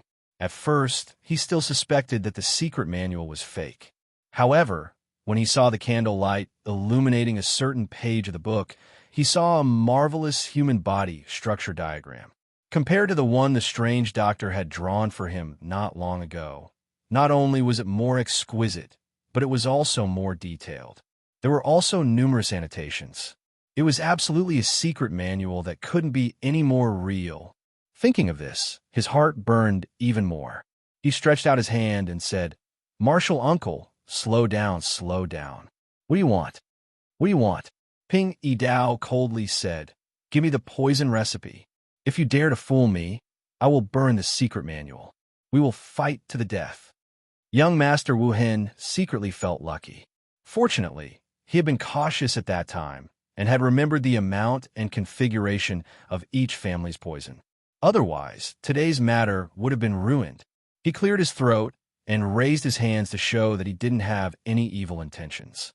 Martial uncle, don't be anxious. This nephew will tell you. In the well to the east of the village head's house, I poisoned. He honestly told Ping Yi Dao about the situation and dosage of each family's poison. Ping Yi Dao was obviously very cautious and didn't believe him easily. He repeatedly asked each family in detail, making young Master Wu Hen impatient. However, the secret manual was in Ping Yi Dao's hands, so he didn't dare to act rashly. For a moment, he couldn't help but become impatient. From the beginning, Ping Yi Dao scared him with the candle, to suddenly telling him that the secret manual was here, to threatening to burn it, to forcing him to tell him the poison recipe, to beating around the bush and making him impatient. Step by step, young Master Wu Hen was led by the nose by Ping Yi Dao. The strange doctor gradually grasped the rhythm of the situation. After confirming the amount of water in the well of the village head's house once again, Ping Yi Dao saw that young Master Wu Hen's face was clearly dissatisfied. He directly said, "All right, I'll give you the secret manual." Then, he directly threw the secret manual to young Master Wu Hen. Young Master Wu Hen wanted to catch it, but his heart slightly trembled. This old man hid the precious secret manual. I don't believe that there isn't a mechanism protecting it. Could it be that the pages are poisoned? As soon as he thought of this, he used his sleeve to hold the secret manual. Then, he covered his nose with his hand and gently sniffed. After confirming that the pages weren't poisoned, he finally relaxed. He impatiently opened the secret manual, wanting to see the profound martial arts recorded inside. However, the light in the cellar was dim, and the only source of light came from the candle in Ping Yi Dao's hand. The two of them weren't close to each other, so how could he clearly see the words on the book? Thereupon, he raised his head and said, "Martial uncle, can I borrow your candle?" Ping Yi Dao straightforwardly threw the candle in his hand. Catch! The candle streaked through the air, and the flame was suddenly suppressed by the wind, swaying like a bean. Young Master Wu Hen suddenly recalled the joke about made from human oil from before. His heart trembled, but when he saw the flame on the verge of collapse, his heart skipped a beat. In the end, he clenched his teeth. The most important thing was to check whether the secret manual was real or fake. Who cared if it was human oil or beeswax? Thereupon, he stretched out his hand and firmly caught the candle. Impatiently, he moved closer to the candlelight and opened the secret manual that he yearned for in his dreams. His face was full of ecstasy and expectation, but after reading a few lines, his expression immediately changed. He flipped through a few more pages, and the doubt on his face turned into shock, which then turned into fury. Young Master Wu Hen suddenly raised his head and said in a stern voice, "This is the secret manual?" Ping Yi Dao said indifferently, "Yes, this is the secret manual of the divine knife technique." Martial nephew, can't you understand it? I'm looking at your mother. The fury of being teased and the disappointment of his wish being thwarted simultaneously welled up in his heart. It even made him throw away the elegant demeanor he had always maintained. Young Master Wu Hen threw the secret manual in his hand away and pulled out his long sword. However, his brain suddenly felt dizzy, and a faint sweet fragrance continuously spread through his nostrils. His heart trembled as he looked at the candle in his hand. It was a problem. However, in the next moment, the wind roared like thunder. Ping Yi Dao waved his steel staff, mustering all his strength to launch a heaven-shaking strike towards young Master Wu Hen's chest. Chapter 234. In an instant, the cellar was shrouded in a deadly, murderous aura. From the moment he stepped into the cellar, the strange doctor's plan had begun. He had used the candle to make young Master Wu Hen lose his composure. He had used the secret book to make him impatient. He had used the threat to make him waver in vigilance. Finally, he had used a meticulously made candle smeared with poison to make him inhale the poisonous gas produced after the candle burned. When the poison flared up, the strange doctor would use the strength of 1,000 caddies to violently attack him. His scheme up to this point was already the best countermeasure he could think of as a doctor. But although he practiced martial arts, he was still a doctor. And although young Master Wu Hen studied medicine, he was still a martial artist. When a murderous aura hit him in the face, young Master Wu Hen's battle experience and battle instincts, which he had accumulated through life and death battles, finally came into play. On the line between life and death, he suddenly bit the tip of his tongue and used the pain to gather his greatest strength. He smashed the candle in his hand towards the strange doctor. Then he pulled out the long sword at his waist with his left hand and suddenly blocked. The sword technique focused on agility and agility. Moreover, it was left-handed. At this time, young Master Wu Hen unexpectedly didn't retreat or evade. Instead, he chose to meet the strange doctor head-on. This was really unexpected. If the strange doctor was a martial arts expert and not a doctor, he would certainly feel that something was wrong. He would suspect that the other party was playing some kind of trick. Then, he would temporarily retreat and calmly observe the situation. But he was only a doctor after all. Therefore, his goal was clear and inflexible. That was to kill young Master Wu Hen. Therefore, with a candle smashed towards him, he didn't dodge or evade. Instead, he forcibly endured the force of the stone-like bombardment.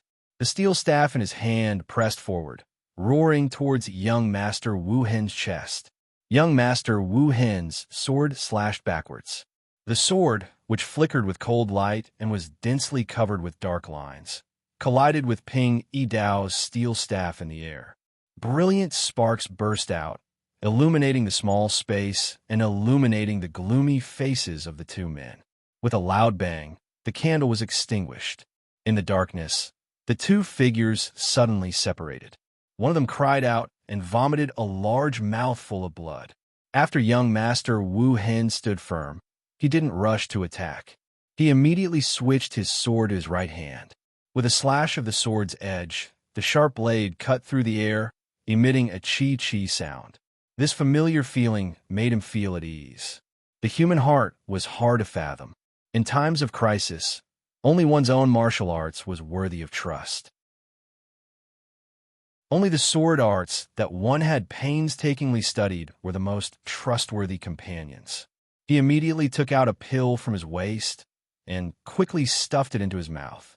A cool feeling spread from his abdomen, and a faint cool air spread throughout his body, clearing the powerlessness in his body and the dizziness in his head. While he regulated his breathing and dissolved the medicinal effect, he laughed a few times, stalling for time. "Martial uncle. Good move, but I'm still better. You really didn't expect this, did you?"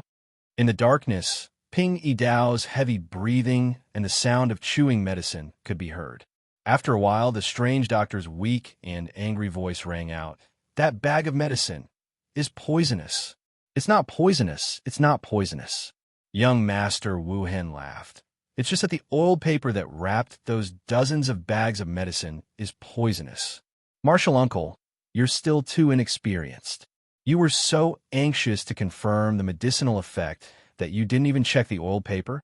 I originally wanted to get the secret manual and invite Martial Uncle to join the society. Then I bluntly told you about this matter and offered the antidote with both hands as an apology to Martial Uncle. I didn't expect this. I really didn't expect this." Ping Yidao didn't speak, only gasping for breath. "Don't stall for time, Martial Uncle. Whether it was the antidote pill that I just swallowed or the poison that I used to entertain Martial Uncle, they were all exchanged with a considerable amount of merit points. Previously, in Mingzhou City, when I was humiliated by that brat, I wasn't willing to use them. Today, I'll use them on Martial Uncle. How about you taste the medicinal effect?" Young Master Wu Hen laughed heartily. He slowly circled around the cellar, constantly using words to provoke and disturb Ping Yidao's state of mind, looking for the best opportunity to attack. "Just as I said, Martial Uncle, knowledge is meant to be shared and cooperated. The poison that you've been poisoned with was created by the joint research of countless poison masters. Can you neutralize it with just a dozen or so years of seclusion? What can a single person do in the face of collective strength?" Ping Yidao clenched his teeth, forcibly calming his internal injuries and alleviating the poison that had erupted in his body. He silently said, "In this world, there's still many things that a single person can do if others aren't willing to do it. Is that so?" Young Master Wu Hen didn't know what Ping Yi Dao was talking about. He slowly dragged the long sword in his hand across the table, the sharp sword constantly grinding outward shavings, making sizzling sounds. Martial uncle, martial nephew, suddenly had a sudden impulse and felt that his life was in danger. "Presumably, it came true on you, martial uncle," Ping Yi Dao sneered. "Oh, then why didn't you run away?" What a joke. If you don't advance in a martial path, you'll fall behind. How can there be logic in turning around and running away? Young Master Wu Hen said flatly, a sudden impulse to feel danger approaching.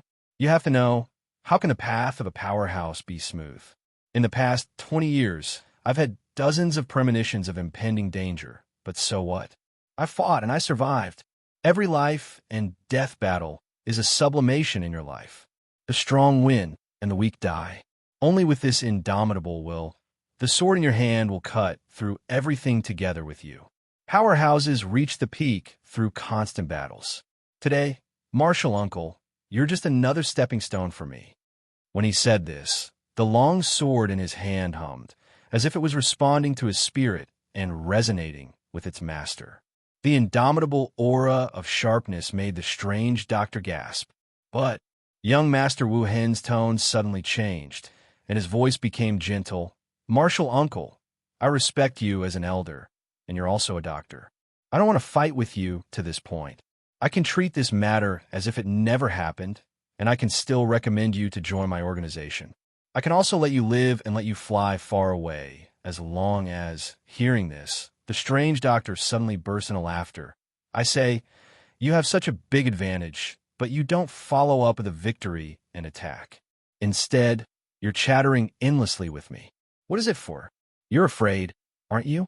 Young Master Wu Hen's complexion changed, and he said coldly, "I'm afraid? What am I afraid of?" "You're afraid of getting an answer from me that you don't want to know." Ping Yi Dao's words contained endless ridicule. "I'm afraid that you'll realize in the end that everything was for nothing." Young Master Wu Hen's complexion changed again. "Martial uncle, don't force me." "You guessed correctly," Ping Yi Dao said indifferently. "In fact, seeing your brother expel me from the sect and wanted to clean up the sect, not because I stole a secret manual of the divine knife technique, but because I planned to write a secret manual of the divine knife technique. It's not a martial art, it's a medical book. A treasonous medical book. A medical book without conscience. A medical book built on mountains of corpses, souls that died without a place to be buried, and the evil of destroying the skin of the dead. That's all." The blood drained from young Master Wu Hen's face. It was as if his ears were filled with mocking laughter and sarcastic words. Those voices mocked him, and said that his obsession and concern over these years were all the most ridiculous jokes. He suddenly roared angrily, "You're talking nonsense. I don't believe it. Do you think I'm a child?" He roared, "What kind of joke is this?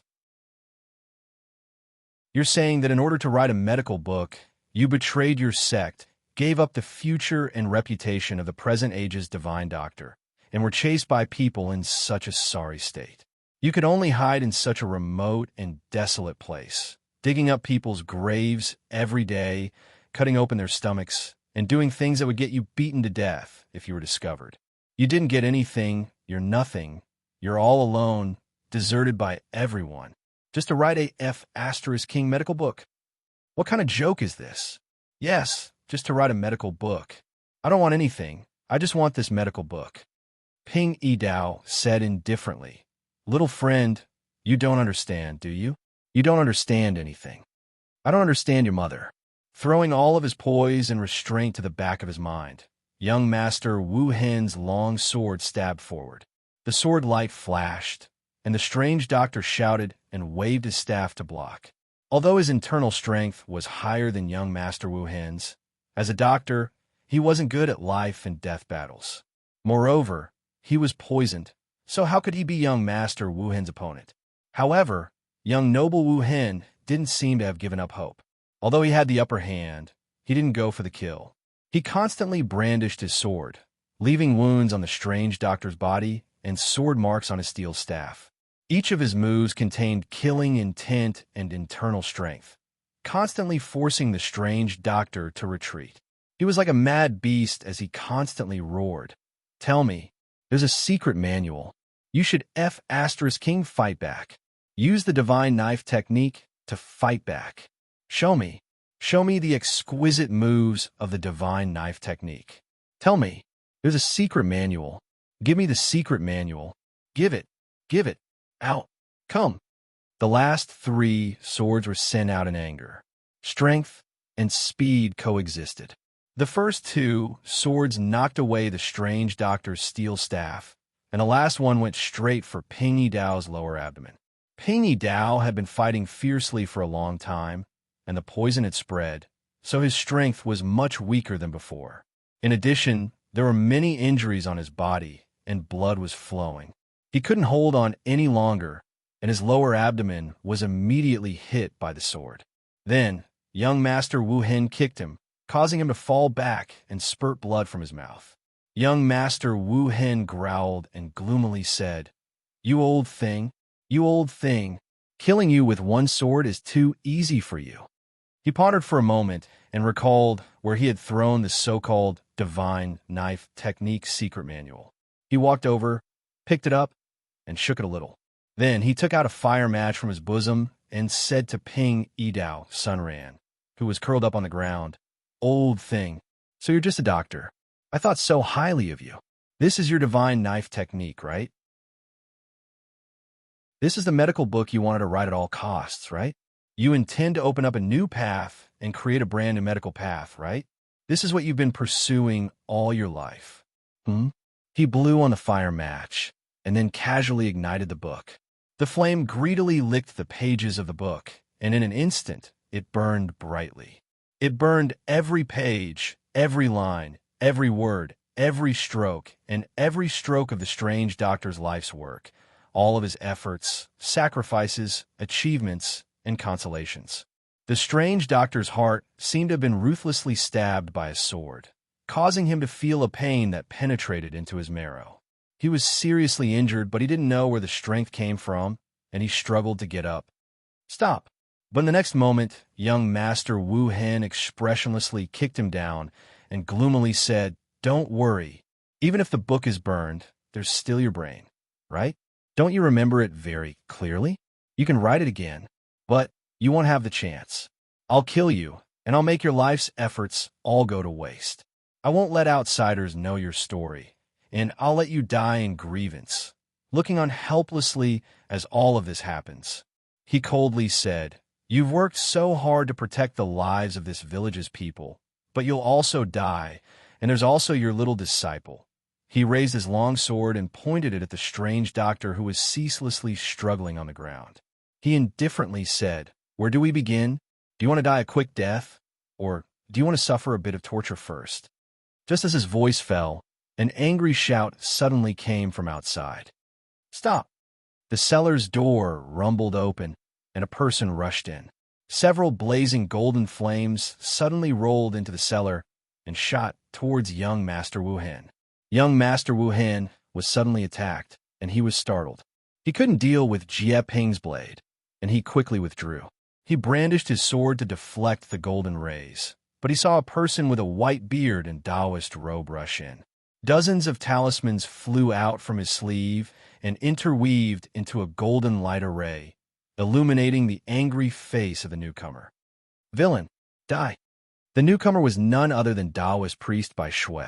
When he swept his gaze over the various furnishings in the cellar, his face twitched and his eyes flashed with uncontrollable shock.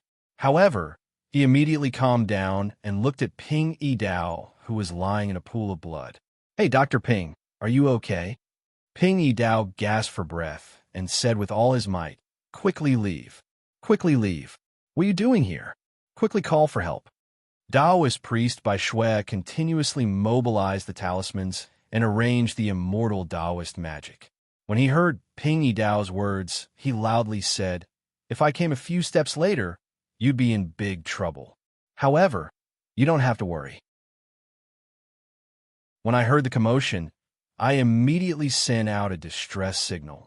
Although that demonic monk is troublesome, he's still somewhat useful. When young Master Wu Hen heard this, his heart trembled. He held the sword in his right hand and pointed at the various terrifying things in the cellar with his left hand. He sternly said, Taoist priest, it seems like you're also on a mission from the Orthodox Taoist sect. Don't tell me you want to help the evildoer? This person disturbed the funeral of the deceased and destroyed the remains of the deceased. He's so deranged. Instead of enforcing justice on behalf of the heavens, you want to stop me? Bah! Taoist priest by Shui angrily said, It's precisely because I'm from the Orthodox Taoist sect that I want to stop you. Flowery words can confuse people, but facial features can't deceive people. Dr. Ping's facial features tell me that he willingly suffered alone all his life. He gave up all the prosperity and riches in the world, suffered from the condemnation in his heart, and didn't hesitate to become the enemy of the whole world. Amidst his loss, sadness, and self-loathing, he still relied on his kindness and his instincts as a doctor to do what he set his mind on with difficulty. A doctor's medical ethics can be seen clearly when he treats me. Such people are 1 in a million, and all of them are people with great wisdom and courage that are hard to find in the world. Although Taoism is peaceful and inactive, if I don't save him now, even Taoist ancestor won't spare me. You, on the other hand, he pointed at young Master Wu Hen and sternly said, You put on airs, but your heart is gloomy and selfish. At this moment, your eyes have been blinded by greed and evil thoughts. You think you have everything under control, but you don't know that a great disaster is about to befall you. From your facial features, I can see that you're going to die on the spot today. You're going to be smashed to pieces. Chapter 235. On the contrary, it's you. He pointed at young Master Wu Hen and said sternly, You put on airs, but your heart is dark and selfish. At this moment, your eyes have been blinded by greed and evil. You think you have everything under control, but you don't know that a great disaster is about to befall you. Looking at your face, I can see that you will die here today. You will be smashed into pieces, and you won't have a place to stand after death. You will be cut into pieces and chopped into pieces. Young Master Wu Hen was furious. He shook the long sword in his hand and said, Old bastard, how dare you boast here? You haven't recovered from your serious injuries, but you still dare to come down here to seek death. Today, I will kill you as well. Ping Dao said with difficulty, You can't kill him. He is a disciple of Zhengyang Palace. If you kill him, you won't have a moment of peace in your life. Taoist by Shui rushed into the cellar and spread out the talisman. He circulated his true origin, which had already affected his wounds and brought him bursts of heart-wrenching pain. His face turned pale, but he still clamored, Come on, come if you have the guts. Do you know how many connections I have? Do you know how many junior brothers in Zhengyang Palace respect and love me? How many martial uncles and martial uncles love me? Come, chop. If you have the ability, chop here. Young Master Wu Hen's eyes were like lightning. He had already seen that Taoist by Shui had nothing to fear. His heart trembled. This guy might really. Seeing that the situation was hopeless, he fiercely glared at Taoist by Shui and slashed the cellar's mechanism with his sword. The door to the secret passage leading to the outside of the mountain slowly opened. He glanced at Taoist by Shui and then at Ping Dao.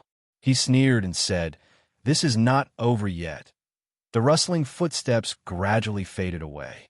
Young Master Wu Hen was also a decisive person. Once he realized that something was wrong, he immediately fled. He was indeed a troublesome person. Taoist by Shui heaved a sigh of relief and then rushed to Ping Dao.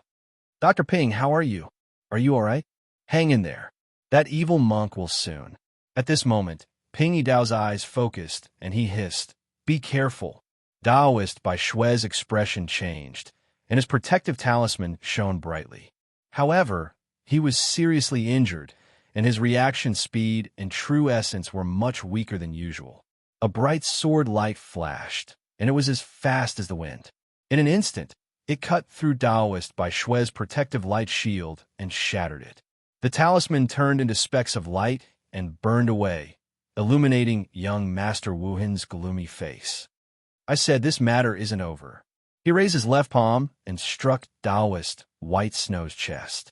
Taoist White Snow's face paled. He spat out a mouthful of blood and fell to the ground. He had suffered severe internal injuries. After doing all this, he glanced at Ping Yidao and revealed a Sunran sneer. After suddenly returning to attack Taoist by Shui, he actually turned around and ran back into the tunnel. Taoist White Snow spat out another mouthful of blood and said weakly, "Damn it, why did he run away again? Is he crazy? Did he come back just to attack me?" Ping Yidao covered the wound on his lower abdomen and leaned against the wall. He smiled bitterly and said, "I think I know what he wants to do. Alas, idiot, idiot." He gave up his last chance to live. After a while, a figure quietly flashed into the cellar. It was Sun Lang. He was shocked when he saw the scene in the cellar. He moved and came to Ping Yidao's side. The strange doctor pointed at the entrance of the tunnel. Hurry up and chase after him." "Chase after your asterisk SS," Sun Lang said coldly. He waved his right hand and sealed all the acupoints around the wound to stop the bleeding. Then, he raised his hand and pressed on the strange doctor's shoulder. After a while, his eyes became colder. He was silent for a while and said slowly, "You old fool." Ping Yidao forced a smile. "I'm sorry. I've embarrassed the marshal," the marshal said calmly. "Yes. If it was in the past, I would have punished you to do 300 push-ups on the drill ground. I'll put on your tab first." The strange doctor coughed a few times and took a few deep breaths. He said softly, "Marshal, I'm afraid I can't do it anymore. You have to listen to the military order." Sun Lang said lightly, "Until the last moment, a doctor can't give up on life, whether it's the patient's or your own. This is your professional ethics. Now don't talk."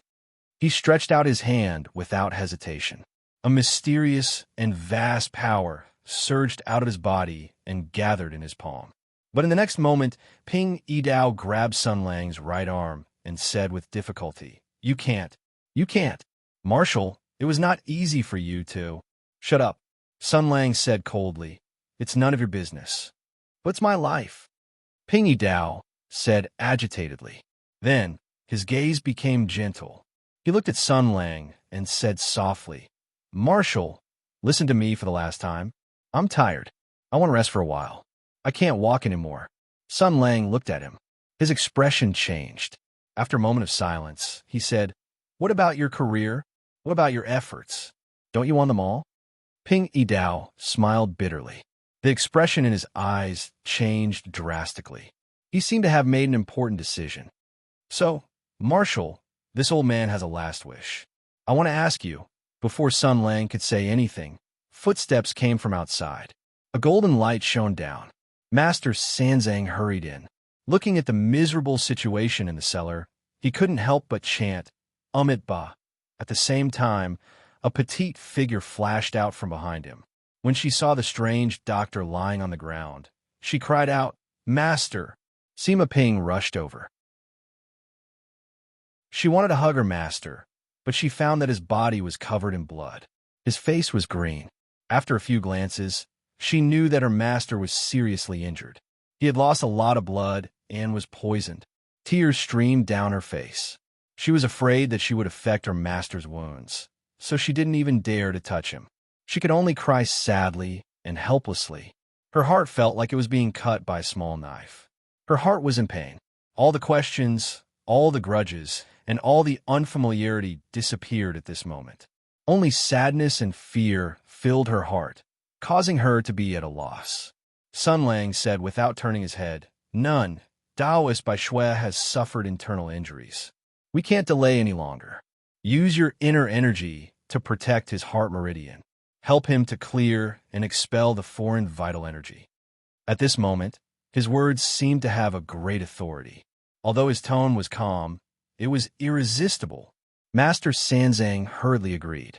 Then he helped Taoist by Shui up and pressed on his back. He slowly passed a vast and peaceful Buddhist inner energy over.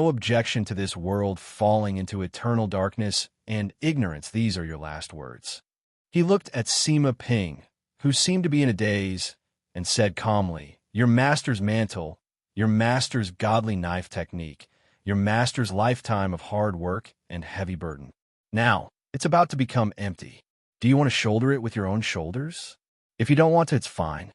I will find a new successor for your master. Let me first say that this path has thorns and darkness that you can't imagine. Even if I help you, it will definitely be a very difficult thing, because what you will face is not only the confusion and anger of the world, but also the self-blame and confusion in your heart." Sima Ping's heart was in a mess. How could a little girl suddenly make a decision when faced with such a big matter? I. Ping Yidao laughed softly and said, "Marshal, you don't have to trouble yourself with teaching my disciple. You can go to your own things. Since there is still time, I will give my disciple one last lesson." "Oh," Sun Lang nodded. He deliberately beat up Priest Bai Shui until he had serious internal injuries. He wanted the nun to maintain his pulse and heal him so that he could take the opportunity to launch a sneak attack. If he escaped through the tunnel, he should be almost there now. He reached out and took the steel staff from the strange doctor's hand. "Professor Ping, I will be back soon. Wait for a moment. I can be your teaching assistant later." Sun Lang stood up and was silent for a moment. Suddenly, he asked, "One last question. I have asked you before. Now, I will ask you one last time. Ping Yidao, you gave up all your reputation and status for the so-called medical path that may not have any results in your life. You sacrificed countless things. You walked this path even when the world scolded you, looked down on you, and even tried to kill you. You've been practicing medicine here for so many years, and the villagers have changed their faces overnight. They've forgotten about your benefits, and all they've left for you is the most vicious curses and hostility. You've sacrificed so much just to save them, and now, all you've received from these foolish villagers is betrayal. Let me ask you again, do you regret it?" He looked at Ping Yidao and felt a surge of emotions. His experience in the past few years was very similar to Ping Yidao's. He thought that he was doing the right thing. He thought that he could protect everyone. He thought that this was a fairy tale. However, the ending made him cry the most and hurt the most. When all of this was just a selfish scam, when everything was fake, then what was the meaning of everything in the past? Ping Yi Dao looked at Sun Lang and said calmly, "People in the world seek medical treatment only for the medicine to cure their illness. They only want this result. Therefore, when things go wrong, evil will follow. How can I not know that there is evil in people's hearts? How can I not know that the villagers were instigated and misled last night? I know everything. The world is sinister, and people's hearts are not what they used to be. They are paranoid, ignorant, and selfish, but I am a doctor." He closed his eyes and clenched his fists. When he opened his eyes again, his turbid eyes were unexpectedly bright because they contained his willpower and perseverance throughout his life. He looked at Sun Lang and said word by word, "But who told me, Ping Yi Dao, to live in this world for this group of foolish people?" Sun Lang was silent for a moment. Then he gently nodded. Then he dragged the steel staff and walked down the stairs out of the cellar. The steel staff knocked against the stairs, making clattering sounds. He dragged Ping Yi Dao's steel staff and stepped out of the cellar. He stepped out of the main room. Perhaps it was a coincidence, or perhaps it was just a coincidence. Young Master Wu Hen's white clothes flashed, and he came back with a blazing, killing intent on his face. Sun Lang glanced at him. "It's good that you're here." Young Master Wu Hen glanced at him. After a moment of surprise, a strong malice appeared on his face. "Good. You're the only one left, right? That ox-nose injuries are very heavy. After the nun channeled her power, I can't let go for a while. Who can stop me now? Today, I'm going to kill all of you one by one. I'll start with you. Sun Lang raised his hand and grasped the end of the steel staff. He raised the steel staff at an angle. "Draw your sword." Young Master Wu Hen stared blankly for a moment. Then he laughed so hard that he almost cried. "What kind of grip is this? Do you think this is holding a sword? You want to compete with me? Like a lion rebelling against a sheep? Ah, you're angry. I thought a sloppy guy like you would never get angry." Very good, very good." He revealed a sinister expression and said coldly, "I thought you were going to use some despicable method again. Are you angry? You want to use a fair and square battle to kill me? Your courage is commendable. In that case, come." Young Master Wu Hen restrained the superfluous expression on his face and slowly raised the long sword in his hand. Slowly, he pulled it out and slowly recited, "This sword is called Zishuan Jiu. It's 7 feet long." Sun Lang gripped the steel staff and walked towards him. His gaze fell on the long sword in young Master Wu Hen's hand. As he walked, he slowly said, "The trifling scrap metal in your hand is 7 feet and 3 inches long, half a finger wide, and weighs 7 caddies and 13 tails. The surface of the sword has been refined with purple patterns, and the sword's quality has the appearance of heaven and earth meeting. It's one of the 100 swords forged by the Great Western Valley's Foam clan 17 years ago. The 2 sides of the blade are densely covered with fine teeth. There are a total of 67,362 small nicks cut out by weapons clashing. The depths of the nicks are new and old, and they should have gone through 231 fierce battles. The sword's bones have been broken 3 times. Looking at the new light of the sword's edge and the traces of tempering, you should have found black iron and flowing gold meteorites in Astiyang Li, Qingming Huyan, and Dragon City's Ouyang. 3 clans to reforge them one after another. First, you misuse the ore, then you misuse the mediocre craftsman. You've reforged 3 times, and each sword is worse than the last. Weapons are an extension of a martial artist's flesh and blood. Looking at 1,000 swords to recognize a weapon, and looking at 1 sword to recognize a person. Your sword has already told me all about your path of the sword, style, weaknesses, accomplishments, and laughable points. But as your reliance and your most reliable partner, has it told you the Sword Saint is here? The long and heavy steel staff transformed into a sword. The sword light was like the hanging stars of the 9 heavens, flashing across the sky. Sword energy traversed 30,000 miles, and the sword's edge chilled the 9 provinces.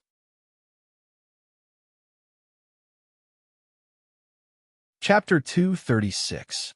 After that sword strike, Sun Lang's expression was calm. He grasped the steel staff in his hand and turned to leave.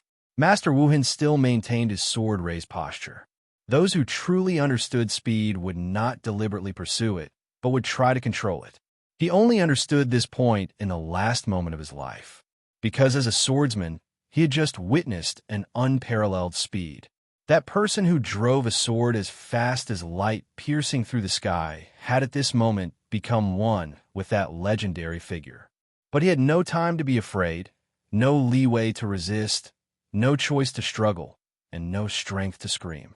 The instant Sun Lang turned around, the calm air exploded with blazing sword light. Within a radius of 10 meters around Master Wuhan, a vast expanse of silver ruled over everything. He first saw his sword, which he regarded as his life, disintegrate into fine silver sand in an instant. Then, the sword light tore and swallowed everything. Countless fine lines blossomed on his bright and white skin, making him look like a porcelain on the verge of shattering. Then a vast expanse of bloody mist soared into the sky. The dense sword light unceasingly sliced his body of flesh into even finer pieces, which were blown away by the wind into the clear sky. A gentle breeze blew and the bamboo forest rustled. He saw the bright red mist of blood, the glittering sword light, and the bloody chi pervading the air. In the midst of the tragic killing, someone stepped on blood and death, slowly leaving, just like 2 years ago. I've finally killed someone again. Sun Lang's expression was calm with a hint of relief. The feeling of his hands being stained with blood was indescribable and unclear. But this time, when he attacked without the slightest hesitation, it was not filled with joy and carefreeness as he had imagined. Instead, it was as it should be. The moment he killed Master Wuhan, what he remembered was not the anger and despair he felt when he killed humans in the past. Instead, he thought of Ping Yidao's life, thought of their friendship, thought of old memories, thought of the sufferings the strange doctor had suffered in this life, thought of Ping Yidao's resolute and decisive lack of regret, and thought of the purest anger and sorrow he felt because of Ping Yidao's impending death. This sword strike was as it should be, as open and above board, as he had a clear conscience. He dragged the steel staff back to the cellar. The steel staff clanked against the stairs. Thud, thud, thud, thud, thud. Master Sanzang was the first to breathe a sigh of relief. Even with her high level of martial arts, she was still oblivious to everything that was happening outside. Did the enemy not come? Sun Lang glanced at the weak Ping Yidao and said indifferently, "This person no longer exists in this world." Their gazes met, and Ping Yidao nodded slightly. There was relief and gratitude in his eyes. Some things didn't need to be spoken. Everything was clear in his heart. Sun Lang's sword strike didn't cause any commotion, and it didn't alert anyone. Otherwise, with his ability, his sword energy would have soared into the sky and shot toward the imperial city. However, Ping Yidao would rather die than let him save him. Aside from the fact that he was mentally and physically exhausted and wanted a rest, another reason was that he didn't want to expose the fact that Sun Lang was still alive. After all, the Empire had the Imperial Astronomer to monitor the movements of the Imperial Army. If Sun Lang used the full power of the Sacred Sword, it would have attracted the attention of the other 7 luminary sword saints. This was something that couldn't be hidden. Sun Lang placed the steel staff back to its original position. He squatted beside Ping Yidao and said softly, "At the last moment of your life, you saved many, many lives. You did well." Ping Yidao nodded slightly. He tried his best to conserve his strength and didn't want to waste too much energy. He glanced at Sun Lang, and then his gaze returned to his disciple. "Ping Er, I really don't want you to bear such a fate, Master." Sima Ping tightly clutched the corner of Ping Yidao's clothes. She was sobbing and sobbing. "Master, can you not die? Although I don't know what you're doing, and I don't know what the divine knife technique is, and I don't know why you want to dissect the remains of the dead. I also don't know why you want to start a new medical path. But none of this is important. I will learn to understand, and I will try my best to understand. I will be like you. Although I am scared, although I feel crazy, I will still try to dissect them. So can you not die? I haven't learned your divine knife technique yet. Ping Yi Dao smiled with difficulty. Silly child, don't cry, don't cry. I will teach you the divine knife technique now, okay? Sima Ping knew that her master's life was like a candle in the wind. At this moment, it was the last lesson of his life. She didn't care about being sad or crying. She wiped away the tears on her face and took a few deep breaths. Her gaze became firm again. She had already made up her mind.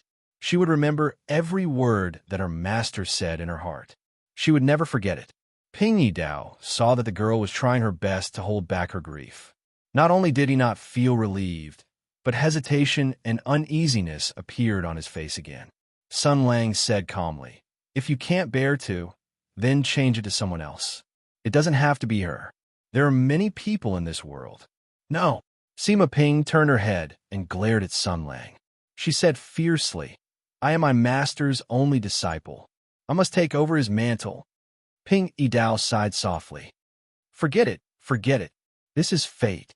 Ping Er, go to the third cupboard over there and take out the metal box." Sima Ping quickly walked over and rummaged through the cupboard. She took out the metal box and brought it in front of the strange doctor. When she opened it, there was a whole set of strange tools inside. There were knives of different styles, tweezers, pliers, and many other tools that the girl didn't recognize. They were all wiped clean without any dirt.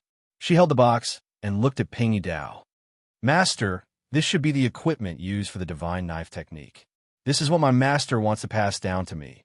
Ping Yi Dao stretched out his hand and stroked the tools that he had made with his own hands.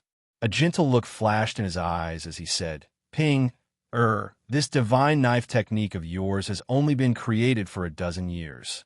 It's simple and crude, and there are still many areas that need to be perfected. Master has worked hard all his life, but what I have learned is still limited. Sometimes a person's strength is limited. You have to find like-minded partners and gather everyone's strength to deduce this new medical technique. As doctors, we have to treat illnesses, save people, and practice medicine to help the world. We can't keep it to ourselves and treat it as a secret that can't be taught to outsiders. Knowledge, especially medical techniques, needs to be shared and brainstormed." Sun Lang was quietly listening to Ping Yi Dao's words. When he heard the last sentence, his eyes suddenly changed. However, Ping Yi Dao was heavily injured, and his mind was a little muddled. He didn't notice the change in Sun Lang's expression. He looked at Sima Ping with love and gentleness in his eyes. The empire has existed for hundreds of years, and the Han culture has been passed down for thousands of years. The power of tradition is deeply rooted. The divine knife technique is against the harmony of nature, so it will definitely be rejected and obstructed. It will be difficult to develop it. For your safety and the development of the divine knife technique, you have to leave our country and go to the Western continent to find a more enlightened land. The future is long, and fate is unpredictable. You have to be careful. Mr. Sun will arrange everything for you. You have to listen to him in the future and treat his words as my words." Sima Ping held the box with both hands and knelt on the ground. She lowered her head and held back her tears. She said with a trembling voice, "Disciple, disciple will remember," the strange doctor said again. "In the Western continent, you will even be welcomed. You may meet more friendly people, nobles and nobles who appreciate and support you more, and even colleagues who understand you and fight with you.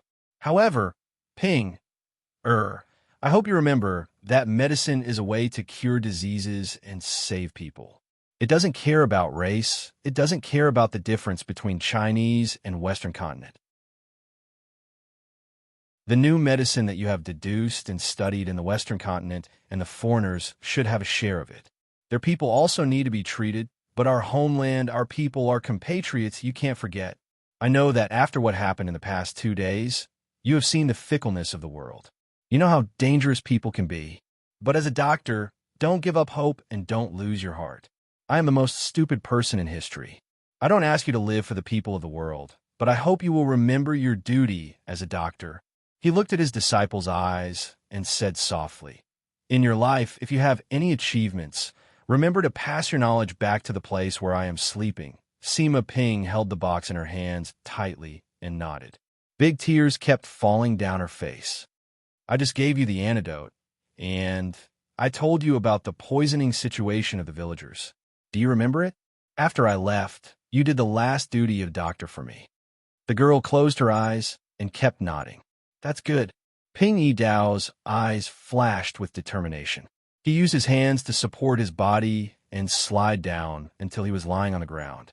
He slowly reached out and unbuttoned his shirt, outer shirt, inner shirt, and finally his stomach. A few sword wounds had already formed scabs, but there was still blood around them. The deepest wound had penetrated his body.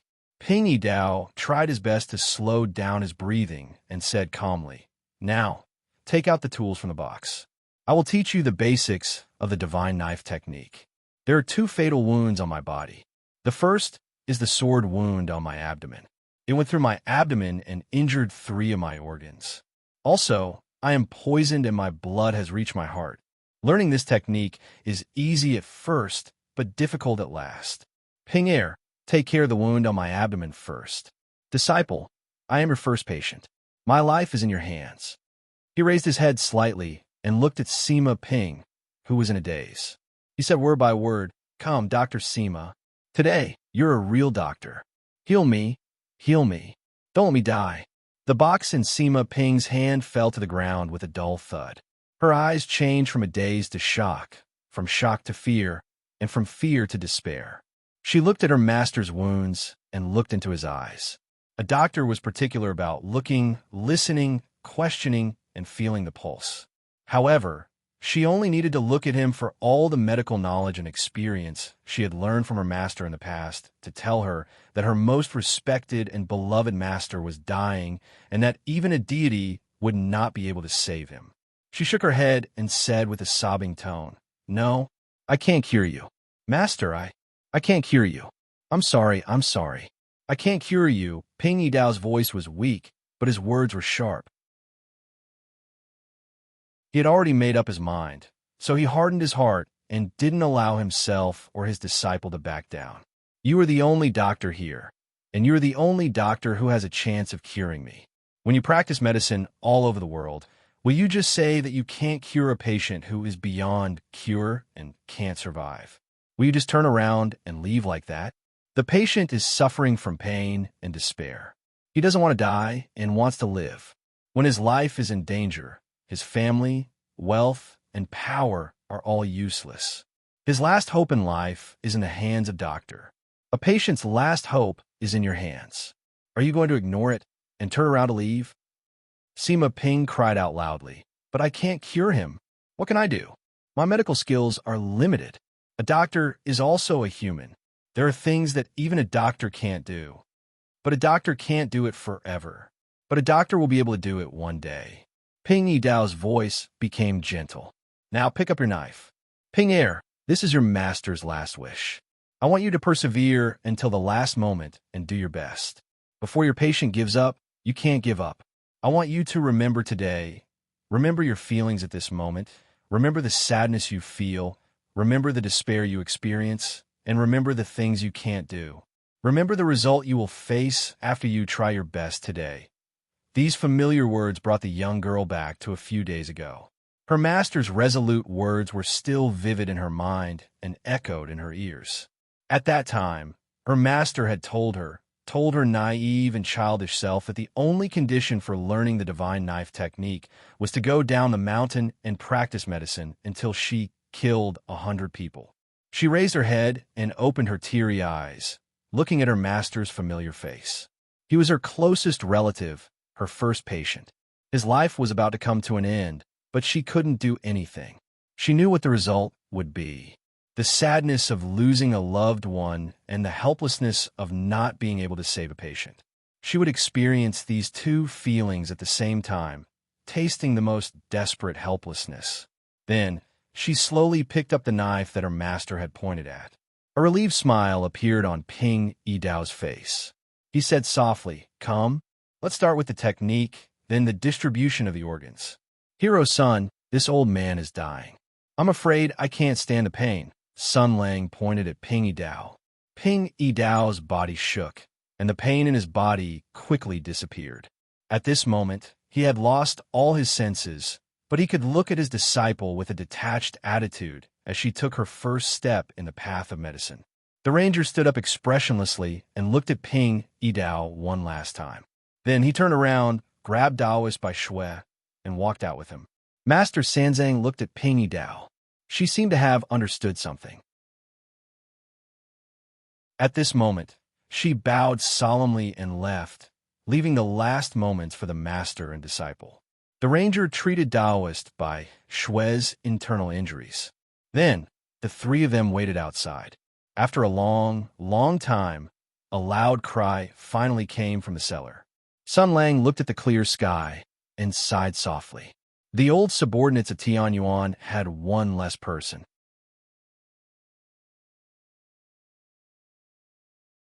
Chapter 237. Ping Yi-Dao's funeral was very simple. His grave was set up in the family graveyard of Marquis Jinggan Fu. Young Lady Zhao was personally in charge of the funeral, giving this former member of Marquis Jinggan Fu her final respect. The ceremony was simple but solemn. This old man who had died an unknown death finally put down a heavy burden, carrying regret and relief. He went to the world after death to see the people he had let down.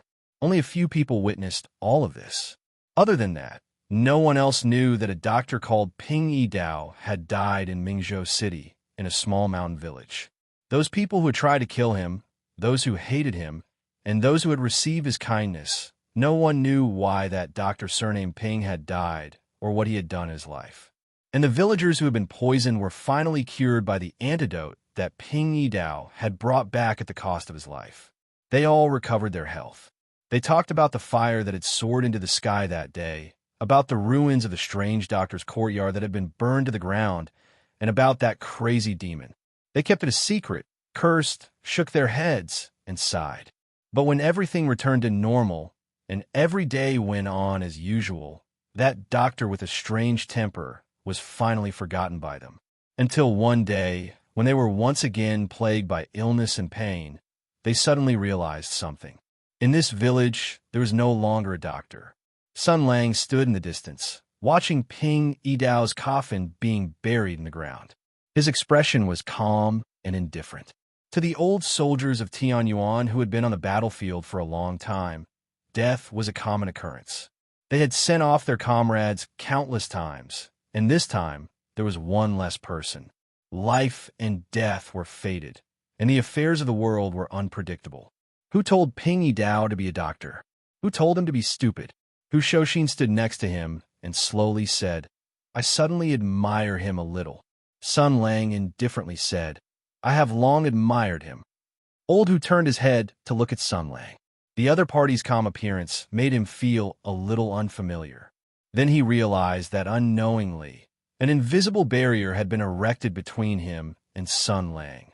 Perhaps Ping Yi-Dao's death had reminded Sun Lang of many things. Perhaps it was just as Sun Lang had said that night. After all, he was not from this world. Hu Shouxin felt sad, but he could only sigh at the impermanence of fate. He wanted to say something to ease the cold atmosphere, but he didn't know what to say. After pondering for a moment, he could only ask, "Do you have any clues about young Master Wuhan's origin and purpose?" A sharp glint flashed in Sun Lang's eyes, but he still said calmly, "No, I didn't have the patience at that time, so I killed him directly." Hu Shouxin didn't know whether he was telling the truth or not. He just shook his head and smiled bitterly. "Are you still blaming me?" Sun Lang was silent for a moment, then shook his head and said, "I don't blame you. I just feel that Ping Yi-Dao was unworthy. How could this boring and indifferent world be worthy of him risking his life to save it? And in this vast world, who could change it with their own strength? But this time, I will let history remember him. Remember that there was a person who suffered all kinds of hardships, suffered all kinds of torture, was condemned from his inner morality, and was despised and spurned by public opinion. He gave up everything and lost everything. He had nothing.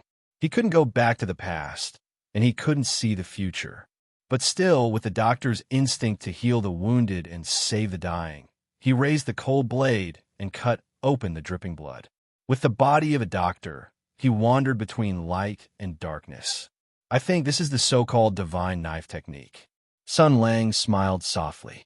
Such a person, no matter what he was doing, no matter how much the world despised him, his belief and will were enough to make the apathetic, ignorant, and mediocre people ashamed. He became the light that guided his colleagues in the future. Old who? Perhaps all of us generals of Tianyuan know him now, but thousands of years later, this person's reputation will be far above yours and mine. He waved his hand and walked towards the tomb, leaving Old who where he was. Seeing Sun Lang coming, Miss Zhao pulled Su Qingwan to one side, leaving space for him and Sima Ping. The paladin stood beside the new doctor and looked at the new soil on the tomb. He said softly, "Your master's last wish was for you to take him apart as your first research material and specimen. This was to warn you, and also to give an explanation to those who were cut open by him." He took a handful of soil and threw it on the tomb. He said indifferently, "But he had suffered enough in his life. After he died, let him sleep peacefully. By the way, I put a tombstone for your master and wrote a few epitaphs on it." He turned around and uncovered the white cloth on a tombstone on the ground. He lifted the tombstone and pressed it on the ground, inserting it in front of Ping Yidao's tomb. There were a dozen or so words written on it in bold strokes. The foolish Ping Yidao was condemned by thousands of people and could not live. Sima Ping looked at the tombstone. At first, she was stunned. Then her face showed a furious expression. She turned her head and wanted to argue with Sun Lang, but the paladin did not look at her. He said with his hands behind his back, "What? You don't agree? This is all your master exchanged for in his life. Your master's tombstone is here. His name, when he was alive, is only these 15 words. If you have any achievements in this life, remember to come back and change a tombstone for your master." He glanced at Sima Ping and said coldly, "Otherwise, I will also set up a tombstone for you next to your master's tomb." Sima Ping bit her lips so hard that it almost bled. She said word by word, "I will." Sun Lang took out a book from his sleeve and handed it to Sima Ping. Although your master's experience in the divine knife technique was burned by Prince Wu Hen, he still kept a copy. 2 days ago, I looked for it on the mountain and really found it. This is your master's life's work. It recorded all his discoveries in this life, from the 4 major tissues of the human body to the 9 major systems. It also recorded the positions and functions of various organs, as well as some things about microbiology. You don't understand, right? I don't understand this kind of professional jargon. Anyway, this is what your master wrote. You should study it well and remember to apply what you have learned. Sima Ping took the thin book. The handwriting was very new, but the familiar handwriting was undoubtedly her master's. She looked at it a few times, and her eyes turned red. She flipped through it and found a diagram of the human body structure.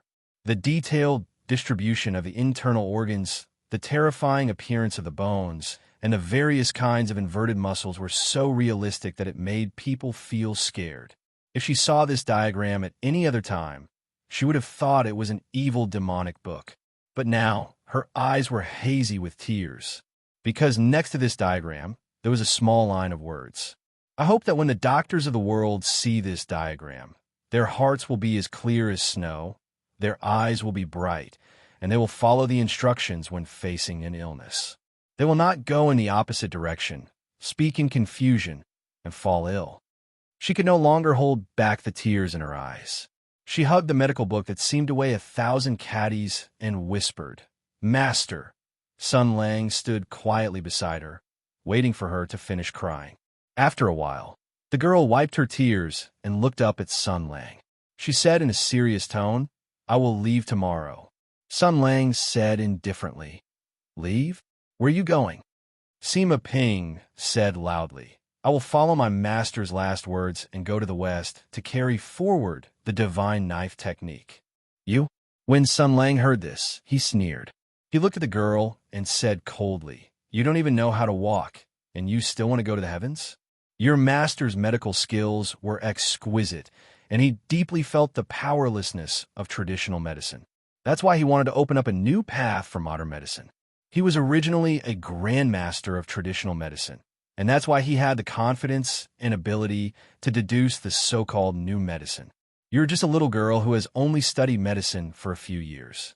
Who do you think you're to be qualified to carry forward the divine knife technique? Sima Ping was angry at first, but then her heart froze. She knew that Sun Lang's words were true, but she still refused to admit defeat. She said loudly, "Then I will learn all the medical books that my master left behind before I go to the West." Sun Lang said coldly, "Your master taught you for a few years, and you have become such a crooked person. You still want to learn by yourself? Aren't you afraid that you will become a cripple? If teaching materials and notes can make a person a talent, why do we need a teacher?" Sima Ping said angrily, "This won't do. That won't do. What do you want?" The ranger said faintly, "You need a new teacher. You need to polish and improve your medical skills, martial arts, and even your temperament. Before your master died, he entrusted your matters to me, so you have to listen to my arrangements. I have found a new teacher for you.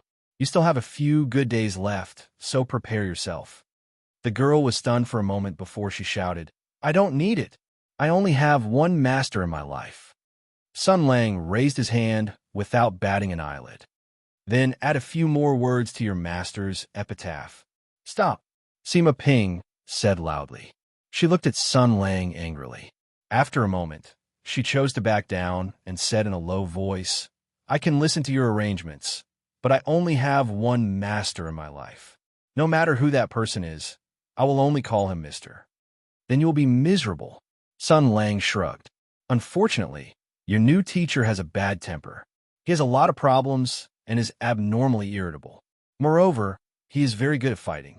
His poisonous tongue is very good, and his ability to quarrel is first class. He can make your menstrual cycle unbalanced. You have to learn how to respect your teacher."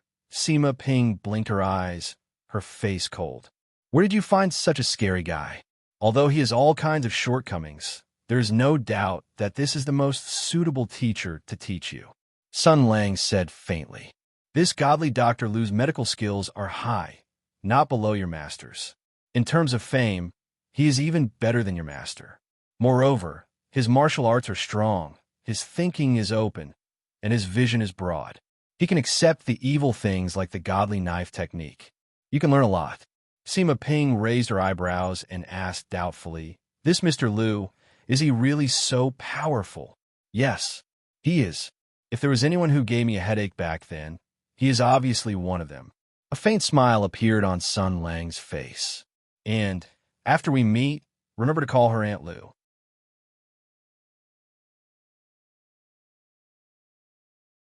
Chapter 238. The short and simple funeral ended very quickly. Zhao Feihuang's eyes were slightly red. She hugged Sima Ping and comforted her gently. She gave Sun Lang a reassuring look. The paladin understood and nodded slightly. After Ping Yidao's death, Zhao Feihuang became the closest person to Sima Ping. This young girl who had just lost her master obviously needed comfort and hugs to dispel the sadness and helplessness in her heart. "Just right. I'll give her 2 or 3 days to rest. I'll also make preparations." Sun Lang bowed at Ping Yidao's grave and turned to leave. Hu Shouxin had been waiting for him and left with him.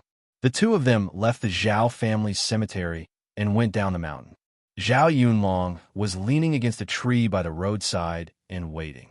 When she saw Sun Lang coming down, she smiled slightly. The three of them had gone through hundreds of battles during the Tianyuan War. They were peerless generals who had killed countless enemies. At this moment, they were walking side by side on this lonely road. The atmosphere was slightly heavy. Zhao Yunlong looked back at the mountain and asked, "Do you know the dead doctor?" Sun Lang nodded indifferently. "Yes, an old friend. It's a pity that he's gone." Hu Shouxin wanted to say something, but stopped.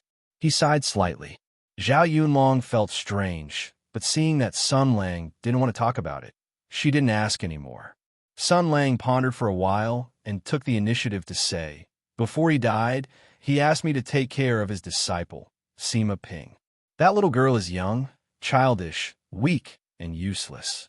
She only has a hot-blooded heart that will turn cold at any time.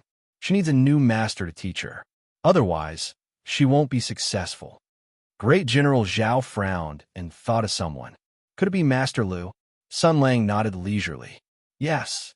Sima Ping will face difficulties and obstacles far beyond your imagination in the future. Therefore, in addition to excellent medical skills, she also needs strong martial arts, a strong mind, and a temper that no one can bully. Only a disciple taught by Andy Liu will not be bullied by others. As he spoke, he began to laugh. He seemed to have recalled some interesting things from the past. His somewhat gloomy face also became sunny. Sun Lang turned to look at Zhao Yunlong. Do me a favor. Find out where she is. Zhao Yunlong smiled. What a coincidence. I know where she went. She should have returned to her hometown.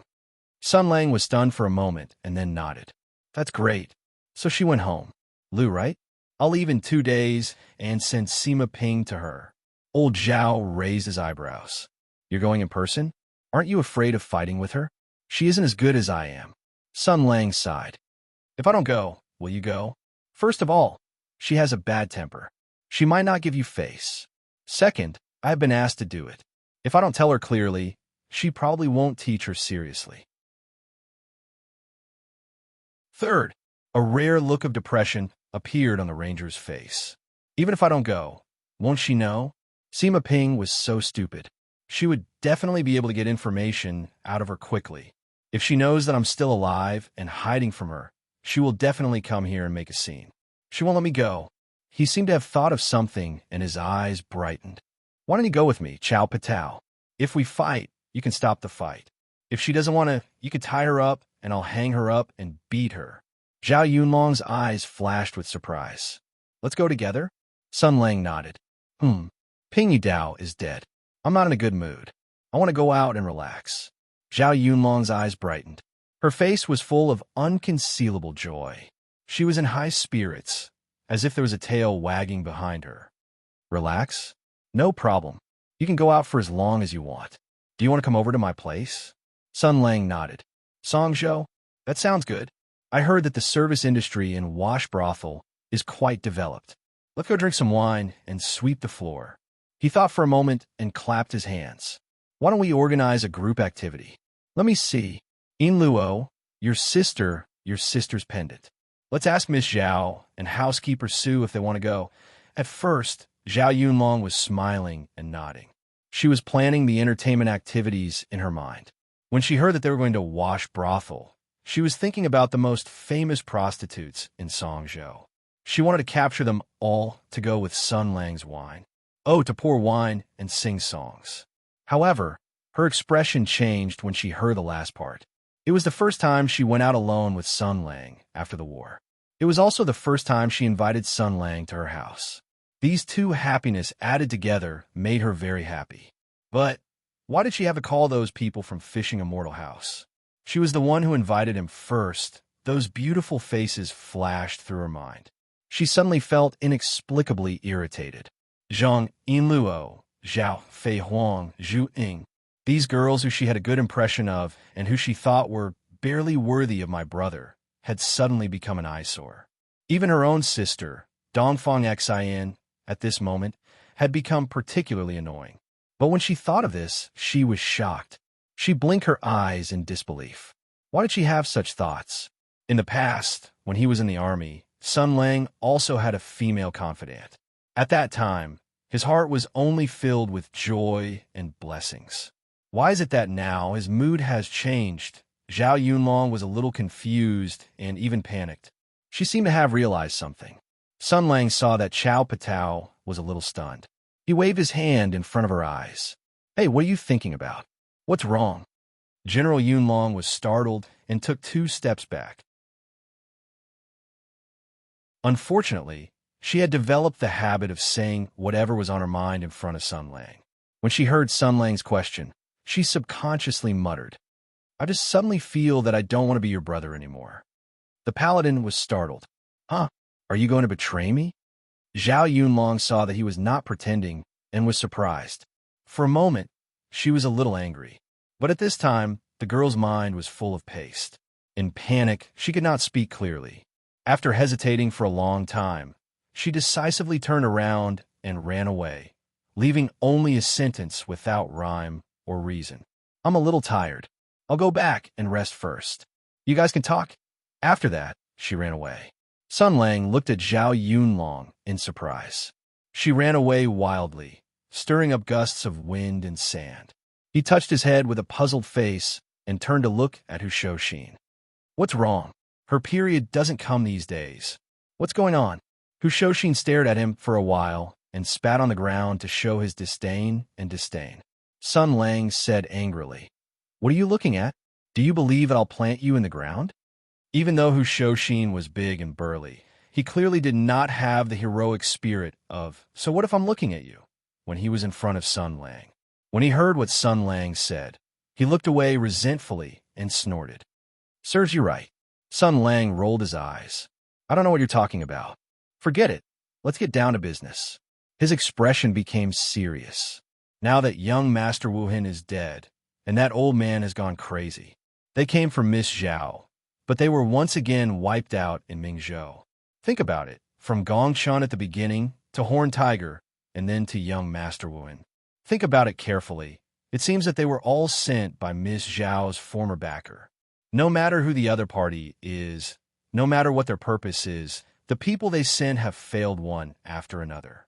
Who knows what will happen next, and what actions the other party will take?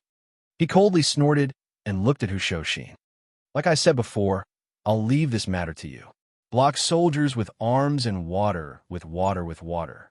No matter what the other party does, you'd better settle this matter beautifully before I make a move. Don't let Miss Zhao come to any harm or danger, otherwise, he suddenly laughed, hiding a heart-palpitating, killing intent of Sun Ran. Hu Shouxin looked at Sun Lang and suddenly said, Do you already know who the other party is? Sun Lang lowered his voice and sneered. Your grandpa, who is backed by the martial honor of Tianyuan. How mature and huge is your intelligence network? If you don't know, how can a small character like me know which son of a bitch or which bitch the other party is? Hu Shouxin's expression changed slightly. Sun Lang, be careful with your words. Sun Lang Sunran said, What? Am I wrong? General Hu, the loyal and filial son. Hu Shouxin closed his eyes. Sun Lang, don't force me. We all have to make a choice under pressure, old Hu. Sun Lang said indifferently. The flaws in the medical arts and the excessively high mortality rate forced Ping Yidao to make a choice, and then he died. The return of the extraterritorial sky demon and the cruel war forced some people to make a choice, and so I came.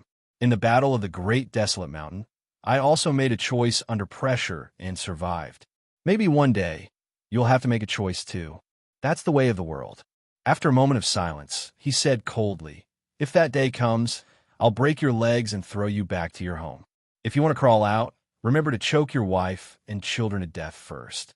After that, Sun Lang drifted away. Hu Shouxin was still standing where he was, alone in the wind. At this moment, in the capital city of the Imperium, thousands of kilometers away, a cold voice came from the darkness. The team that was sent to Mingzhou City to secretly investigate the whereabouts of the Horned Tiger and Zhao Feihuang the day before yesterday has been confirmed to have lost contact. After analyzing the reports that were sent back, we can basically confirm that all of them have been killed. A slightly low female voice sounded. The voice was steady and dignified. Did Hu Shouxin do it? I've investigated the letters Hu Shouxin sent recently. The possibility is more than 80%. Moreover, in Mingzhou City, only he has the ability and position to intervene in this matter. The female voice sounded tired and sighed. That's really troublesome. Should we kill him in advance? There's no hurry. Pull one hair and the whole situation will be affected. Hu Shouxin isn't a big threat. Don't alert him, the cold voice said calmly. Besides, we're not ready yet. Let's wait.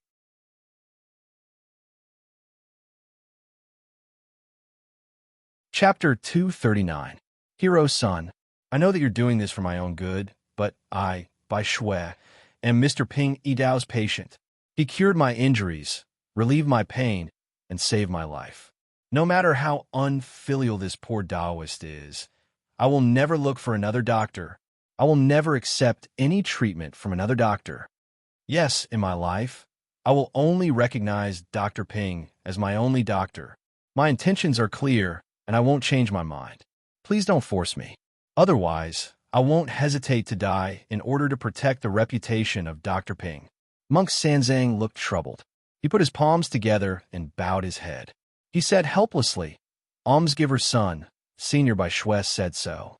Moreover, when he spoke, his voice was trembling, and his eyes were filled with tears. It was obvious that he had deep feelings for Dr. Ping. Since he said such things, I couldn't stop him but Senior Marshal Brother's injury. His voice was trembling, and his eyes were filled with tears. "I think he was scared by you." Sun Lang touched his chin. "Is this guy really so mushy? He doesn't sound like a patient who needs a new doctor after the death of his attending doctor. He sounds more like a chaste widow who is forced to remarry after her husband died." Monk Sanzang sighed. "Almsgiver's son, priest by Shui, seems to be very obedient. Can you please persuade him?" Obviously, priest by Shui was not willing to go to the Jew temple to recuperate, so he was putting on an act and making a last effort. However, Sun Lang was preparing to go on a long journey. How could he have the time to get involved in this troublesome matter? Moreover, priest by Shui seemed to have made up his mind. Even if Sun Lang went to persuade him, it would not work. After all, he regarded Daju Temple as a dangerous place. Even if Sun Lang's words were effective, how could he let priest by Shui sacrifice himself? However, obviously, there was another person in Mingzhou City. His words might be more effective than Sun Lang's. The ranger pondered for a moment and decided to betray the Taoist priest.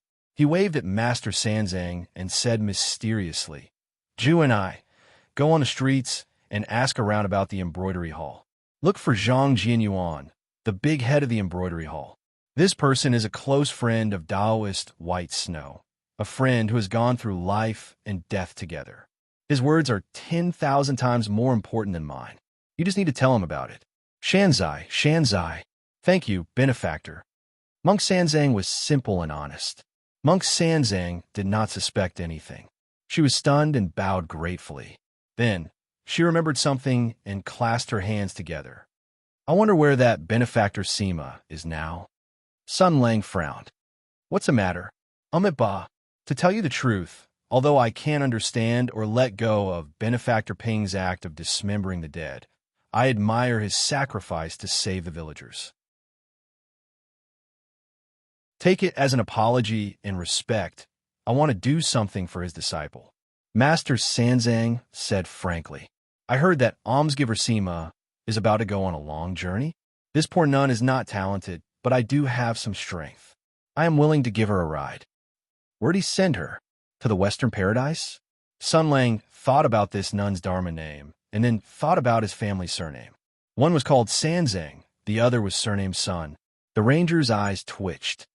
"I have a feeling that if you come along, this simple escort mission will become an SSS-ranked epic large-scale mission with 81 mission segments. Forget it, I can do it myself." Hearing this, Sanzang of the Tang family was a little disappointed.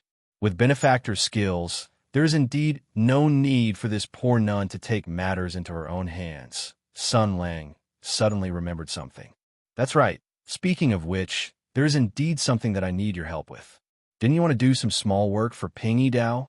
Back then, Ping Yidao wanted to research new medicine and was hunted down by the conservative faction. It was Marquis Jingon Fu's Miss Zhao who saved him. Now that Ping Yidao's identity has been exposed, if the news is leaked out, that group of conservative faction will definitely make things difficult for Miss Zhao. This is definitely something that the dead Ping Yidao would not want to see. Monk Sanzang suddenly understood and nodded. "Then is there anything this poor nun can do?" "It's simple." Sun Lang smiled innocently. "I'm going to escort Sima Ping. Then before I return, you can go and be Miss Zhao's bodyguard for a period of time. What do you say? Come, recite a poem with me. Go."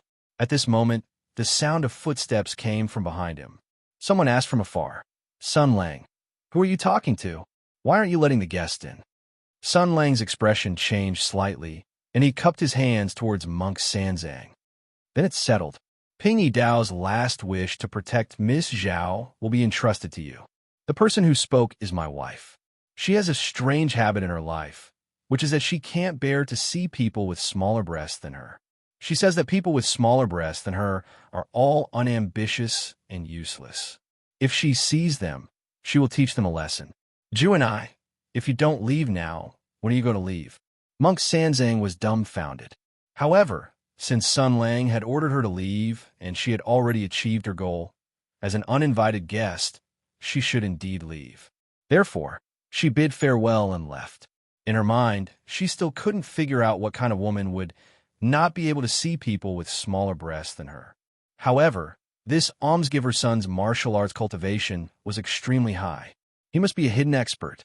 A person like this would not lie. Before leaving the street, Monk Sanzang turned around and looked into the distance. A beautiful and lively girl was standing beside Sun Lang, chatting and laughing with him. So big. Zhang Yinluo looked curiously at the departing Monk Sanzang. Who is that? Sun Lang dug his nose and said seriously, Don't look. That a violent demon monk who has broken her precepts. She has a strange habit in her life, which is that she can't bear to see people with bigger breasts than her. Otherwise, she will give a heavy punch to the other party's chest until it collapses. Yinluo, you must stay away from this kind of person. If you take a punch from her, how am I going to live for the rest of my life? Bah! Zhang Yinluo spat with a red face. You're talking nonsense again. Hey, you haven't told me what happened in those 2 days? How did Sima Ping's master pass away? Sun Lang heard this and said softly, Do you want to know? Zhang Yinluo was about to nod, but she noticed Sun Lang's expression. She seemed to have noticed something and smiled gently. Are you willing to tell me? The ranger pondered for a moment and replied, Not really, because I don't know if you can understand, because I'm afraid that you won't understand. The girl thought for a moment, then nodded and smiled. Then I won't listen to it first. When you think that I can understand, then tell me. Okay, the meal is almost ready. Go and call them, then wash your hands and wait. Sun Lang smiled and followed the girl back to the building. Hey, do you want to go for a trip? Trip? Where to? TSK. I said that I'm going to set up a private detective agency. Until now, I haven't gotten a proper job. Instead, I want to go out to play. Where to? I'll pack my clothes and luggage. Following that, at the dinner table, Sun Lang announced the upcoming trip, the legendary 3-day trip to Lu Town. The ranger even took the time to glance at Zhao Yunlong's expression, but found that this guy was very quiet and peaceful, not as abnormal as he was 2 days ago. It was really strange. Could it be that her menstrual cycle was out of whack this month, and her great-aunt came early? Yesterday, when he went to Marquis Jinggan Fu to visit Sima Ping, he also asked Miss Zhao if she wanted to send Sima Ping to school together. Miss Zhao was naturally very willing, but housekeeper Su had some objections. But Sima Ping uncharacteristically rejected Zhao Fei Huang's invitation. She said, if Miss Zhao came along, she might not be able to bear it, would cry, and would not be able to harden her heart. Although Miss Zhao felt that it was a pity, she fully respected Sima Ping's opinion. Therefore, the two people from Marquis Jinggan Fu could not join the team. Then, the members of the travel team this time were Sun Lang, Zhao Yunlong, Sima Ping, Zhang Yinluo, Dongfang Xian, and Zhu Ying. But unexpectedly, when Sun Lang announced the trip plan, the expected cheers did not happen. Dongfang Xian, who was supposed to be the most playful and lively, propped up her chin and looked at her fingernails with a bored expression. She weakly said, Not going. What's the point of going to Lu Town, that little broken place? I still have to go with two fierce old women. The fierce old woman with big breasts glared fiercely at Dongfang Xian. As Dongfang Xian's binding accessory, Zhu Ying's position was naturally the same as Ji Yu's. Then, I also won't go. Dongfang Xian's face lit up and she held Zhu Ying's hand. Good sister, you're loyal. She seemed to have realized something and her eyes lit up. If that's the case, the adults who are in the way have all gone out, then wouldn't there be only the two of us left in the fishing immortal house? Then we can go eat stinky tofu every day, research new weapons, eat whatever we want every day, play whatever we want. We cannot come back at night. And when we're bored, we can go out on the streets to fish for perverts. Just like most of the naughty children in the world, after hearing that their parents were going out for a period of time, their oppressed hearts would run wildly like wild dogs. In addition, Dongfang Xin had been deeply influenced by Sun Lang during this period of time and had grown greatly. She had countless wonderful ideas that needed to be verified. Now that she had a heaven-sent opportunity, how could she not be overjoyed? But is that so? Zhang Yinluo revealed a gentle smile. What else do you want to do? Dongfang Xin waved her hand disdainfully. It's none of your business. I went out to play with your Sun Lang. You're not even here. What can you do about my business? Seeing Dongfang Xin's arrogant appearance, Zhang Yinluo blinked and suddenly turned to Sun Lang and smiled. I won't go this time. You go early and come back early. I'm worried about leaving these two children alone at home. Hey. Accompanied by Dongfang Xin's incredulous screams and remedial flattery, the fishing immortal house was filled with a cheerful atmosphere. Everyone looked at the girl, jumping up and down, and laughed. Although Sun Lang felt that it was a pity, he didn't care too much. After all, this was just a short mission to send people off, and he would be back soon. It didn't matter whether Zhang Yinluo went or not. But what he didn't know was that there were people who attached great importance to this mission. For example, Dongfang Xin, while stomping her feet, quickly glanced at her silent sister, and her eyes instantly became sharp. It wasn't without reason that she pretended to be crazy and acted like a clown. At least this time, other than Sima Ping, only Zhao Yunlong and Sun Lang would be traveling together. I can only help you here.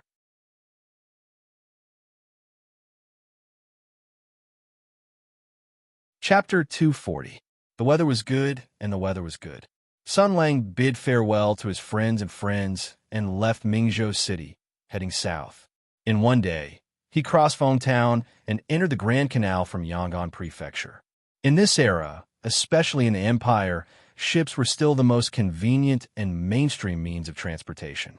Moreover, ships floated on the water and were driven by human oars and the force of water. For martial arts masters, there were too many things they could do.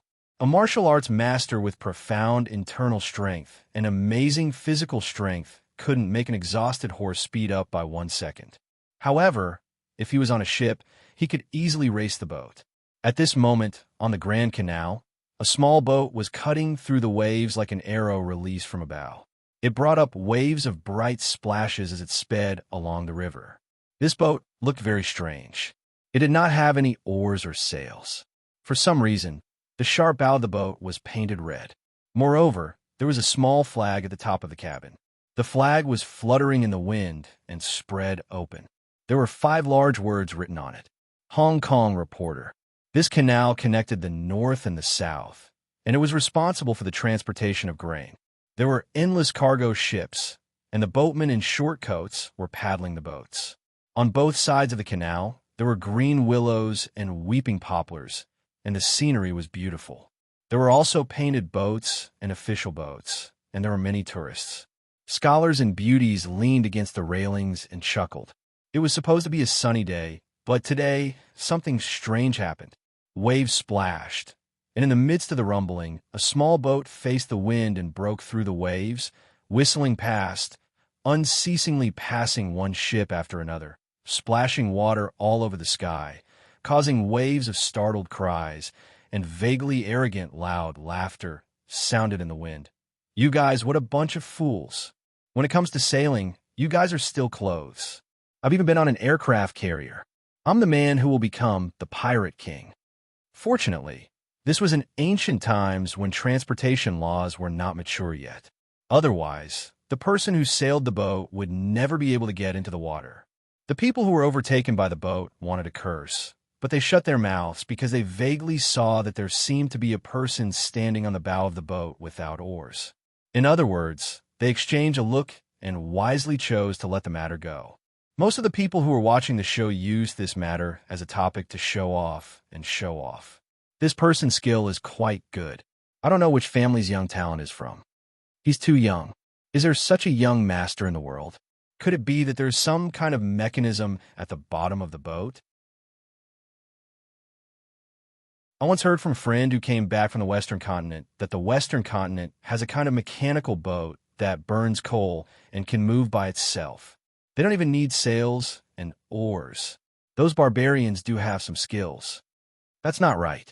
What's the use of these strange skills? If they had that kind of mechanical boat, where would these men who had to feed their families go to work? Are they going to use it in war? Ha ha, Brother Chung, you must be joking. My celestial empire, the advantage of the Navy, the hero of warships, such as the West River Moon, the Water Dragon Roar, the Ocean Tide, the Calm Storm. These Imperial Army warships are strong enough to suppress the world. Even if the Western continent's mechanical boat is bigger and bigger, what's the big deal? This kind of argument was just a casual chat between the young masters after a meal. No one would pay attention to it. The captain and pilot of the Hong Kong Reporter was even more unaware. At this time, he was playing more and more happily. He loudly said, "Sit tight. The next is the 5 consecutive hairpin drifting demonstration of old driver Xiao Ming Jiang." At this time, there was an earth-shattering roar in the cabin. "I say you, give me more." The person at the bow was stunned when he heard this. He lifted his foot and stomped on the bow of the boat. On the canal, a small boat that was as fast as a horse suddenly stopped, turning from extreme motion to extreme stillness in an instant. It stopped steadily on the spot, and the waves on the river rolled. The powerful inertia and recoil were all absorbed and dissolved by the formless water, stirring up waves under the water. This small boat had been tossed around for so long, but it didn't fall apart. The person who drove the boat with the supreme internal force had a meticulous control, which was really amazing. However, the boat was fine, but it didn't mean that the person was fine. As soon as the boat stopped, the door of the cabin was violently pushed open. A figure rushed out and lay on the bow of the boat. With a wah sound, he vomited. It was obvious that he had been tormented badly. This young and beautiful girl raised her buttocks. No matter what she was doing, this action would usually make men think of this and that kind of hint. However, this little girl who was pouring rubbish into the water by the side of the boat was a little girl with an ordinary figure. She didn't have a chest, and she didn't have a buttocks. So when the old driver saw this scene, his expression was very calm. With one look, one could tell that he was the kind of good man who didn't bow down to the flat-chested power. He sighed and said, "Naz, you should change your habit of being sick of transportation." The girl vomited for a while, then wiped her mouth with a handkerchief. She turned around and roared, "Who is that? Also, who is the reason for my seasickness? What the hell are you doing? Can't you be a little more normal?" This girl was called Sima Ping. She was Ping, and not flat as in flat-chested. A few days ago, her master had left this world forever. According to her master's dying wish and the principle of taking in all beautiful girls, she was entrusted to a great official who was both brave and wise, benevolent and righteous. This righteous great official had found a new teacher for her to teach her some life experiences. This official's surname was Sun, and his name was Lang. He was a man who viewed beauty as dirt. In his eyes, the women in the world were clearly divided into those who could be fucked and those who couldn't be fucked. What was more sad was that, due to some historical reasons, there were very few women in the world that he could fuck, and Sima Ping clearly belonged to the category that he couldn't fuck. So he shrugged inhumanely. "You're seasick, are you blaming me?" Sima Ping was so angry that she wanted to laugh. "You drove the boat so fast, and I don't blame you." Sigh. Young people nowadays always find objective reasons to excuse themselves. Sun Lang sighed and pointed at the cabin. "Because I drove the boat too fast, you vomited? Chow Patao, how come you didn't vomit?" Following his words, another girl walked out from the cabin.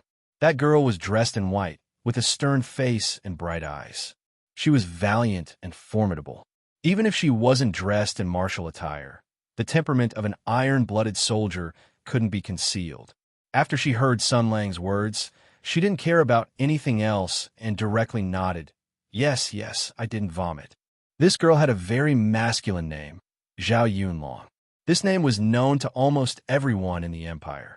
Even Sima Ping, who grew up in a small mountain village, had heard of her. This General Zhao was a top female hero in the world. As a girl, she had made countless contributions in the Great War of Tianyuan. She was even conferred the title of Marquis. Not only was she an undefeated legend in the army, she was also a role model for all the girls in the world. More importantly, he was a fierce general with astonishing martial prowess. Sima Ping almost couldn't catch her breath. She really wanted to say, "This guy's martial arts are so high. How can he be seasick? How can he compare to me?" However, she knew that with Sun Lang's personality, he would definitely follow up with, "Why is your martial art so bad? Isn't it your own fault?" And so on. She would drag this matter into a whirlpool of endless pestering and satisfy his desire to bicker and tease her. As a result, the girl directly snorted and said nothing. At this moment, she was already greatly regretting her refusal to accompany Zhao, Fei Huang's sister, because she wanted to avoid the sadness and reluctance of parting. However, now it seemed that this was an extremely wrong decision. Once this Sun guy left Mingzhou, he was like a mad dog that had been let out of its cage.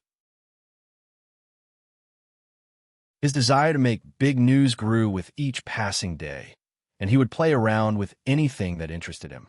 The rampage on the Grand Canal this time was only one of the countless crazy things he had done in the past 2 days. He was in high spirits, but Sima Ping was tormented to the point that she was physically and mentally exhausted. The pain in her heart was indescribable. She couldn't beat him in a fight, and she couldn't win in an argument. She was simply F***ed up. What was worse was that the other person who could stop Sun Lang, General Zhao Yunlong, had actually become Sun Lang's biggest lackey and accomplice without any principles. Whatever Sun Lang wanted to do, he would help. Whatever Sun Lang said, he would agree. This female, general, didn't look anything like a general of Tianyuan at all. People who didn't know better would think that she was Sun Lang's maidservant. She was completely Sun Lang's follower and echo. Sima Ping saw everything that had happened in the past 2 days, and her heart was filled with sorrow. It was as if she was drowning in water, and she didn't know what to do. She was completely isolated and helpless in her heart. She was on tenterhooks all day long, afraid that Sun Lang would rob a bank or rob an execution ground on a whim. Needless to say, even if Sun Lang wanted to burn down a government office, Zhao Yunlong would happily help carry the firewood. These two lunatics had high martial arts. Even if they were surrounded by a large army, they could still escape without a trace. But what about me?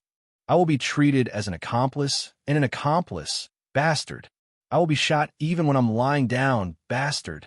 Under this kind of resentful and indignant mood, Sima Ping instead had a great expectation and closeness to the teacher she had never met before.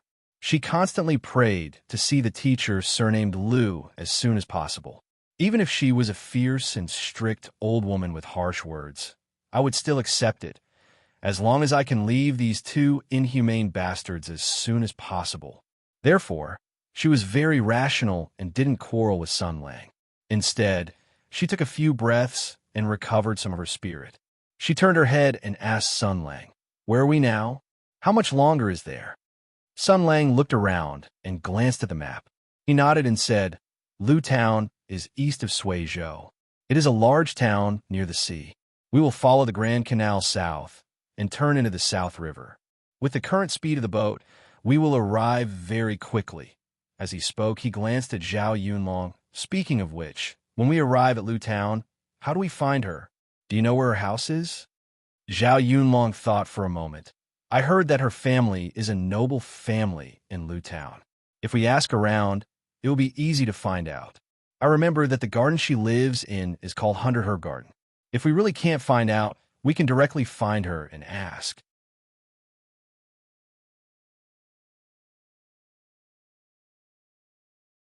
Chapter 241. From the Grand Canal to the South River, they raced all the way. After leaving behind countless legends of the fastest speed, the town of Lu was already in sight. Sui Province was south of the Great River. It was a beautiful place of fish, rice, and water in the empire. The rivers crisscrossed, and countless prefectures and counties were located on them. The rivers extended in all directions, so it was easier to take a boat than to walk. As they approached the town of Lu, there were more and more boats coming and going. The boat without sails and oars was particularly eye-catching. In addition, Sima Ping was very noisy, so Sun Lang casually found a place to dock. The three of them came to the shore and looked at the continuous rows of houses on both sides. The scenery of the water village was gentle and reserved, different from the heroic atmosphere of the northern border of Mingzhou. Sun Lang looked around, and his eyes lit up. He pointed at the big flag with the word Jiu fluttering in the wind not far away, and said with a smile, "Let's go to the tavern to ask for information and have a seat." Zhao Yunlong carried the Horizon Spear, which was ranked 42nd in the Tianyuan Weapon Atlas, wrapped in a white cloth. He carried her and Sun Lang's luggage and followed the paladin. The two of them, one in front and one behind, left Sima Ping behind as if there was no one else around. The poor little girl looked at their backs and finally ate her first public display of affection in her life. She stomped her feet. The depression in her heart could not be described with words.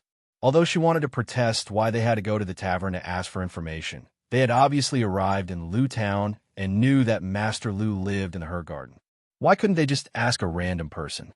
Why did they have to go to the tavern and waste time? However, she knew that even if she protested, Sun Lang would definitely refute her with a crooked argument. Moreover, in this three-person trip, her opinion was completely insignificant.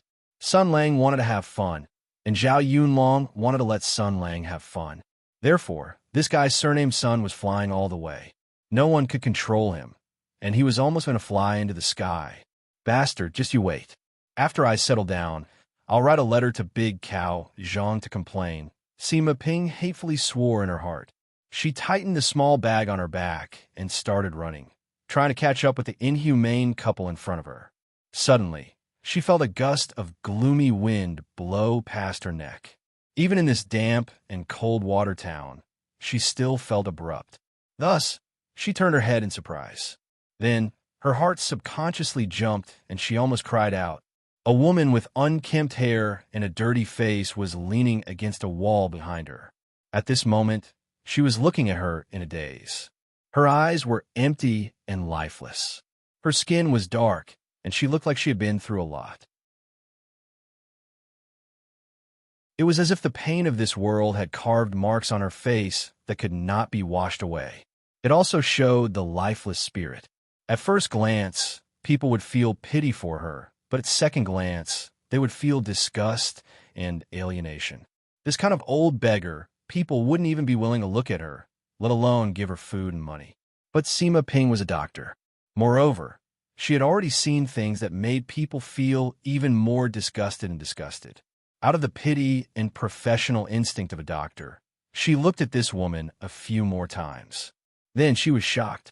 She could almost see that this woman's actual age was only 30 or 40 years old. But on her face, it was as if the vicissitudes of life had been carved on it. Unexpectedly, she took a few steps forward and took out a small piece of silver from her waist. She stuffed it into the woman's hand and then asked softly, "Are you okay? Do you feel uncomfortable?" "You." Before she finished speaking, she saw the old woman raise her eyes. Those lifeless eyes that were like those of a walking corpse came to life. But what bloomed from her pupils was not the light of a living creature. Instead, it was a bottomless darkness that seemed like an abyss that could swallow everything. The woman then spoke. Her voice was like her appearance. It was extremely like a strange owl in the night, hoarse and terrifying. "Little girl," she asked with a hoarse voice, "are you doing such a good thing and paying attention to an old woman like me for the good fortune after death?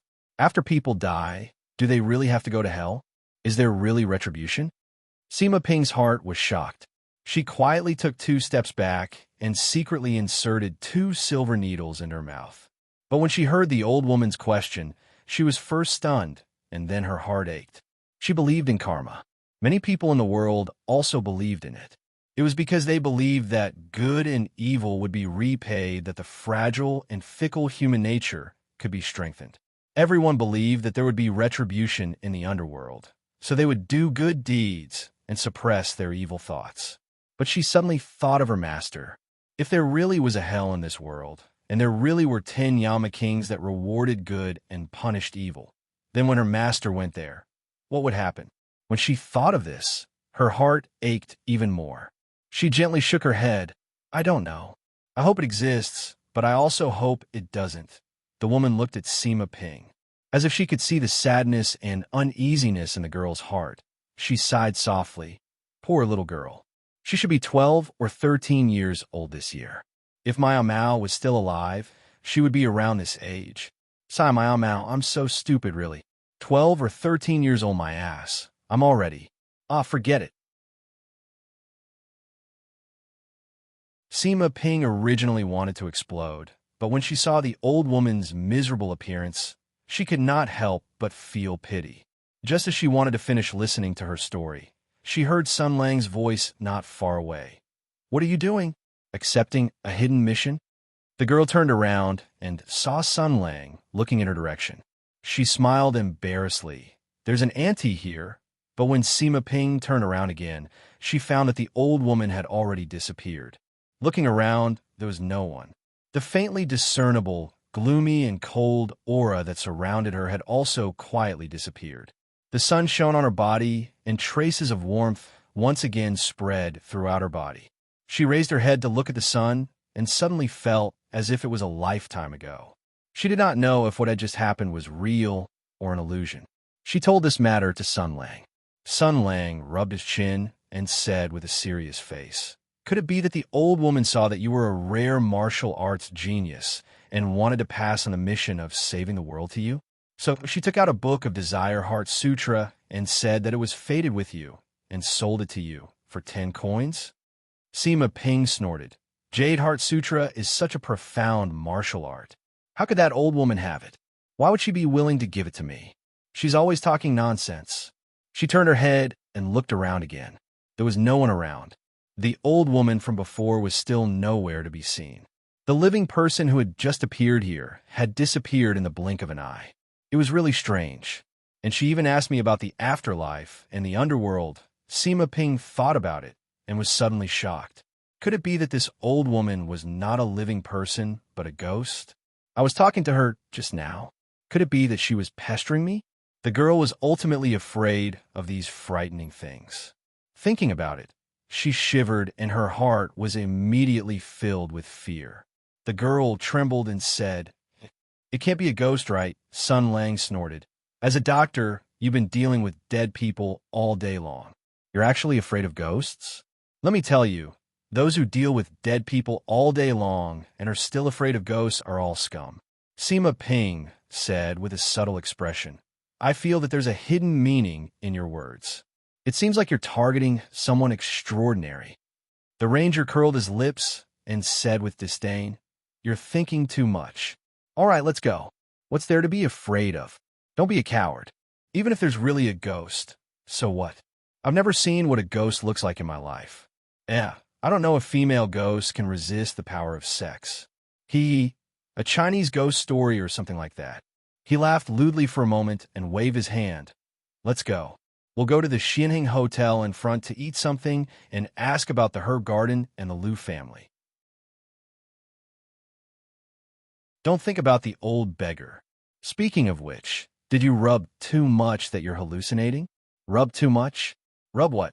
Sima Ping was curious, but she knew that nothing good would come out of this guy's mouth. He must have said something bad. She snorted and followed behind Sun Lang. She made a face at the ranger's back. She did not know why, but the fear that had just appeared in her heart had mostly dissipated in a short period of time. Perhaps it was because she was following this guy. It was hard to imagine what would happen if this kind of person met a ghost. From this point of view, it was really safe to stay by his side. Zhao Yunlong was waiting in front. After the three of them met up, they walked towards the Xianheng Hotel. The name of this Xianheng Hotel was taken from the I Ching Kuan hexagram, Pin Wu Xianheng, meaning all things are beautiful. Xianheng meant everything is beautiful. Xianheng meant everything is smooth. The meaning of Xianheng was that business is booming, Everything is successful, and money is abundant. The name was so particular, it showed that the owner was a decent and cultured person. After such a boss gave a considerable tip, the information he gave was most likely useful. The three of them entered the room next to the shop and chose a clean table by the window to sit down. They took out a few pieces of silver and ordered wine and dishes. They slowly sat down and drank. After resting for a while, Sun Lang beckoned the waiter over and directly asked him about the 100-herb garden. The waiter's face changed. "Guest, isn't that the Liu family's garden?" In these years, the Liu family has declined. The Ren and Ji families have met with misfortune one after another. Strange things happen one after another. The Her garden has been haunted by snake demons for the past few years. It is said that they have killed several people. Who would dare to live there? TSK. There's also the fourth master of the Liu family. His whole family was slaughtered by the widow of the Hudong tyrant Hilaolu. Damn, this is a lot of information. Sun Lang took out another piece of silver. "Brother, tell me in detail about the Liu family's matter. What exactly is going on?" This wealth moved people's hearts. When the waiter saw the silver, his eyes lit up. He cautiously glanced around, gritted his teeth, and put the silver into his pocket. He whispered, "Guest, I will tell you. In the future, please don't drag me into this and make me suffer.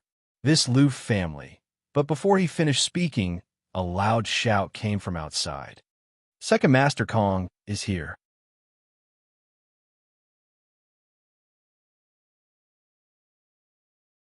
Chapter 242. The layout of the hotel in Liu Town was different from that in other places. There was a large counter in the lobby, similar to the bar counter in the later years. Some people were leaning against the counter, holding a bowl of wine and eating a dish that went with the wine. They gathered in twos and threes, talking and laughing loudly. Most of these people were dressed shabbily. They were either idlers on the street or pawns who had finished their work. When they had free time, they would come here to buy a bowl of wine, warm it up, and take a rest. On the other hand, Sun Lang's group of people who were wearing long gowns went to the more elegant and dignified reception hall next to the hotel. They ordered wine and dishes and slowly sat down to drink. There was an essential difference between them and the poor people outside. In fact, this was indeed the case. The other guests seated in the parlor would instinctively frown when they caught sight of the short-sleeved outfits outside, showing their disgust and arrogance. Even though they themselves were not dressed very luxuriously and had only come here to eat a good meal, it was as if sitting in this spacious and bright hall and eating meat dishes on clean and white plates would raise one's social status essentially. It made them feel noble and aloof like respectable people, and they swept the dusty and sweaty people outside with eyes full of superiority. Similarly, the short-coat gang outside also looked at them with disdain and coldness, as if they were complaining and despising these rich and heartless guys. However, their eyes were obviously filled with envy and reverie, as if they were imagining that one day they would sit in the parlor and order all the dishes twice, eating one and throwing away the other. They also dreamed of becoming the people that they hated and abhorred. In this clearly divided and unfriendly atmosphere, everyone suddenly heard a shout full of energy. "Second Master Kong is here." Then the atmosphere in the restaurant instantly became lively. Even the people in the flower hall craned their necks to look. Sun Lang's position was good. When he looked outside, he saw a man dressed in brocade and luxurious shoes striding over. His figure was tall, his clothes were luxurious, his face was rosy, and his white beard was combed smoothly and elegantly. He had the bearing of a heroic hero, and he was awe-inspiring as he walked. His eyes were like lightning as he glanced around. Any stranger that glanced at him would surely have a good impression of him and take him to be a heroic hero. And it seemed that this was indeed the case. When the short-gowned men outside saw a second Master Kong, they smiled like blooming chrysanthemums and greeted him one after another. No matter if it was the hooligans, the peddlers, or the commoners, they all greeted second Master Kong loudly like filial sons meeting their parents, or the officials meeting their parents.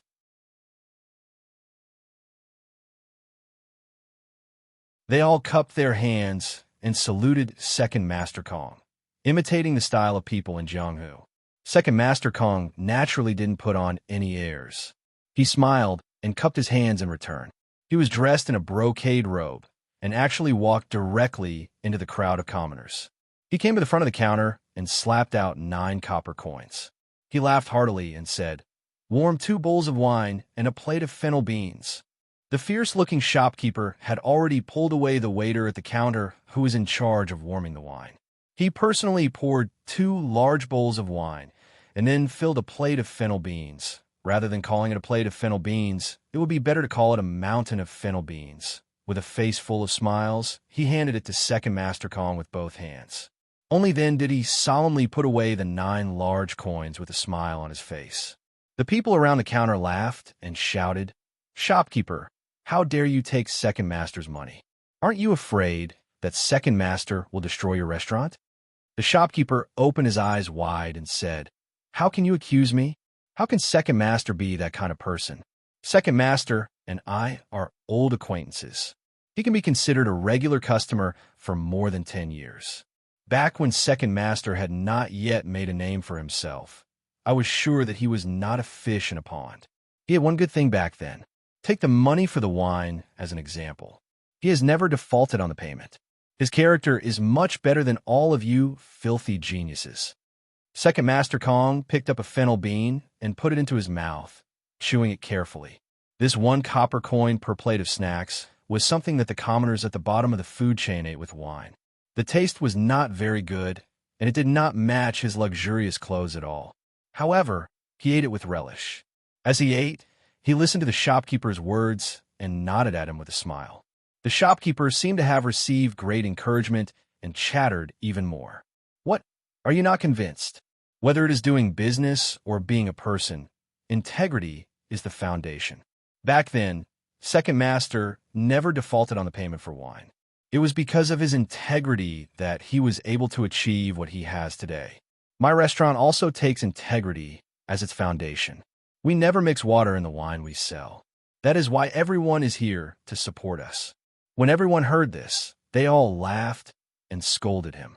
They all pointed out the many scandals of a shopkeeper who had been exposed for mixing water in the wine. The restaurant was filled with an even more cheerful atmosphere. It was truly joyous. However, the atmosphere in the parlor was not so cheerful.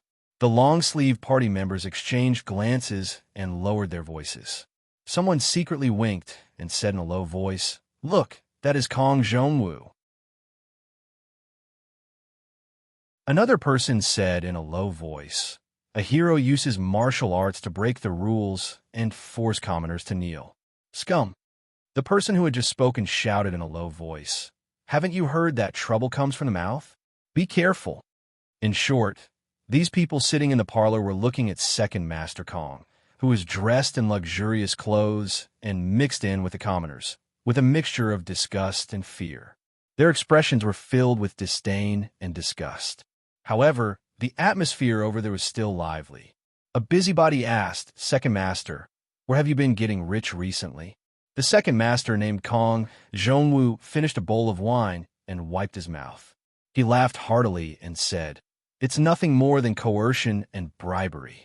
I've robbed some things and done some shameful things. Sorry for the ridicule." When those people heard this, their faces actually showed an indignant expression, as if they had been slandered as bandits. Their faces flushed red, and they said loudly, "Second Master, that's not right. Robbing the rich to give to the poor and enforcing justice on behalf of the heavens. How can it be called robbery? How can the matters of the Jianghu heroes be called coercion and bribery?" When Kong Zhongwu heard this, he only shook his head and smiled. He did not comment, but the speed at which his left hand knocked on the counter suddenly increased. At this time, the commotion over at the restaurant attracted a few children who were playing on the street. They ran over to take a look and saw that his shining plate of fennel beans piled up into a mountain. The gluttonous worms in their stomachs were tempted.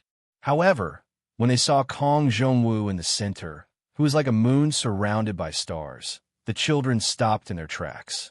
They looked at each other and ran away holding hands. Second Master Kong's gaze also swept over the few children outside, but his expression did not change at all. He did not take it to heart at all. "Oh, Moses Roy."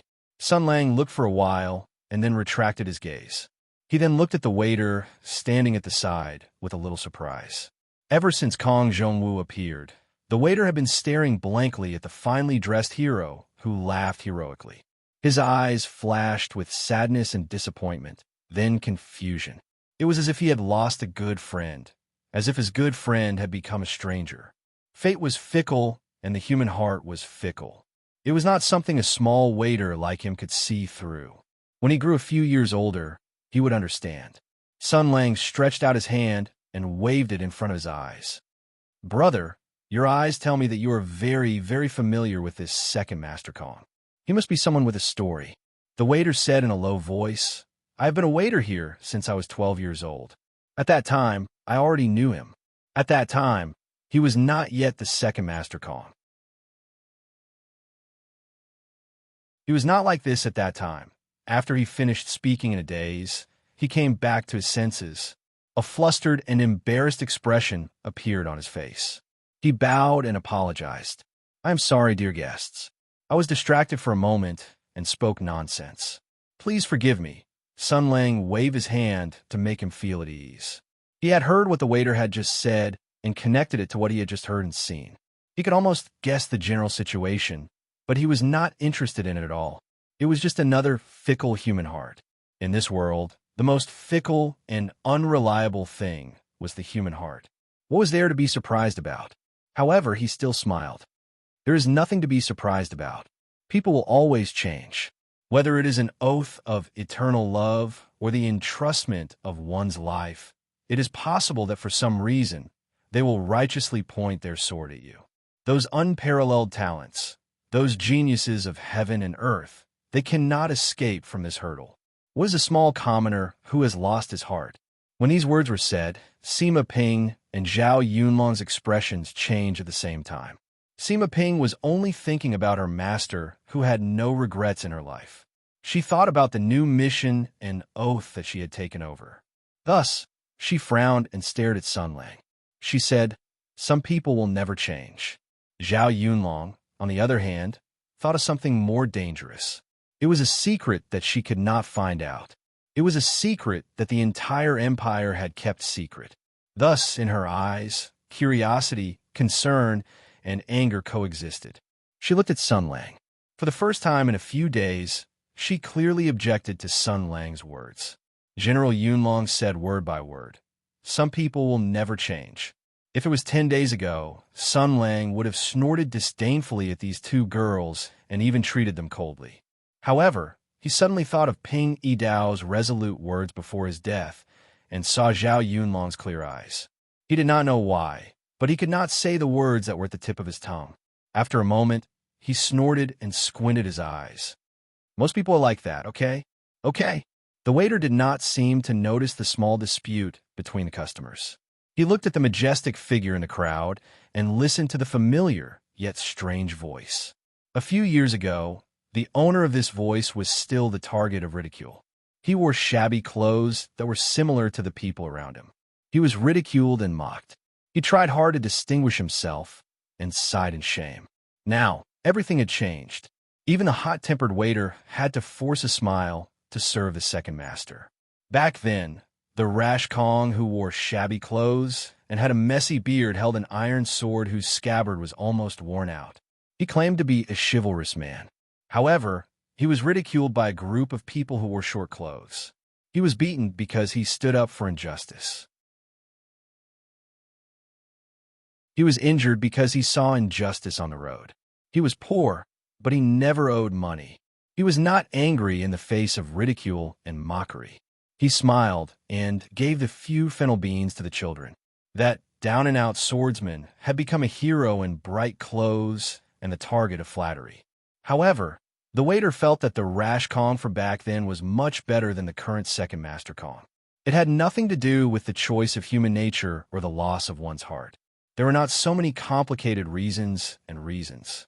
Those deep-seated reasons and reasons could not be explained with the knowledge and experience of a mere waiter. He could only look at the unfamiliar figure with sadness in his heart. He only felt that the rash Kong from back then was probably not going to come back. Yes, the rash Kong who came to the tavern with a new wound on his face and was a little drunk with his broken sword. He dipped his fingernails in the wine and said to the waiter, "There are 4 ways to use this move of the Sanchai sword style. Remember it well. It will be useful when you travel the world in the future." That rash Kong was probably not going to come back. At that moment, Kong Zhongwu had finished drinking and eating the fennel beans. Then, amidst the crowds urging him to stay and send him off, he laughed heartily and strode away. The people in the lobby were still immersed in the radiant glory of Second Master Kong's visit. They were relishing in the argument about what Second Master Kong had said to them just now. However, as time passed, their voices gradually lowered. Their expressions and the atmosphere became strange. Everyone seemed to have something they did not dare to say. The waiter let out a long sigh of relief, as if he was helplessly relieved. But today, Second Master Kong's visit once again evoked memories and doubts that he had to get out. Facing these 3 guests, the silver in his bosom reminded him that he seemed to have forgotten something. Thus, after apologizing again, he seemed to have made up his mind. Gritting his teeth, he said, "Guests, don't you want to know about the Liu family?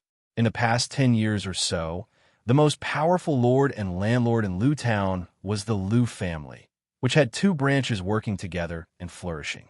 They were so powerful that only 4th Master Zhao, who had produced Wu Chu Xing, who was in charge of the imperial army, could contend against them. However, in the past 3 to 5 years, both families had fallen.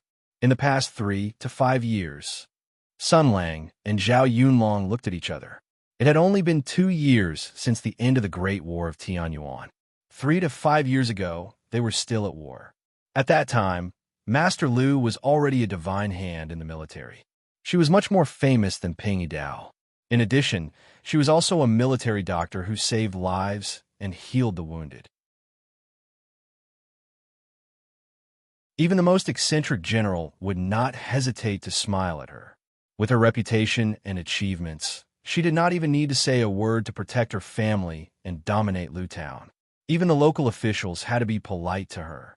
But why did this huge family begin to fall during the Great War of Tianyuan? And at that time, did she not know?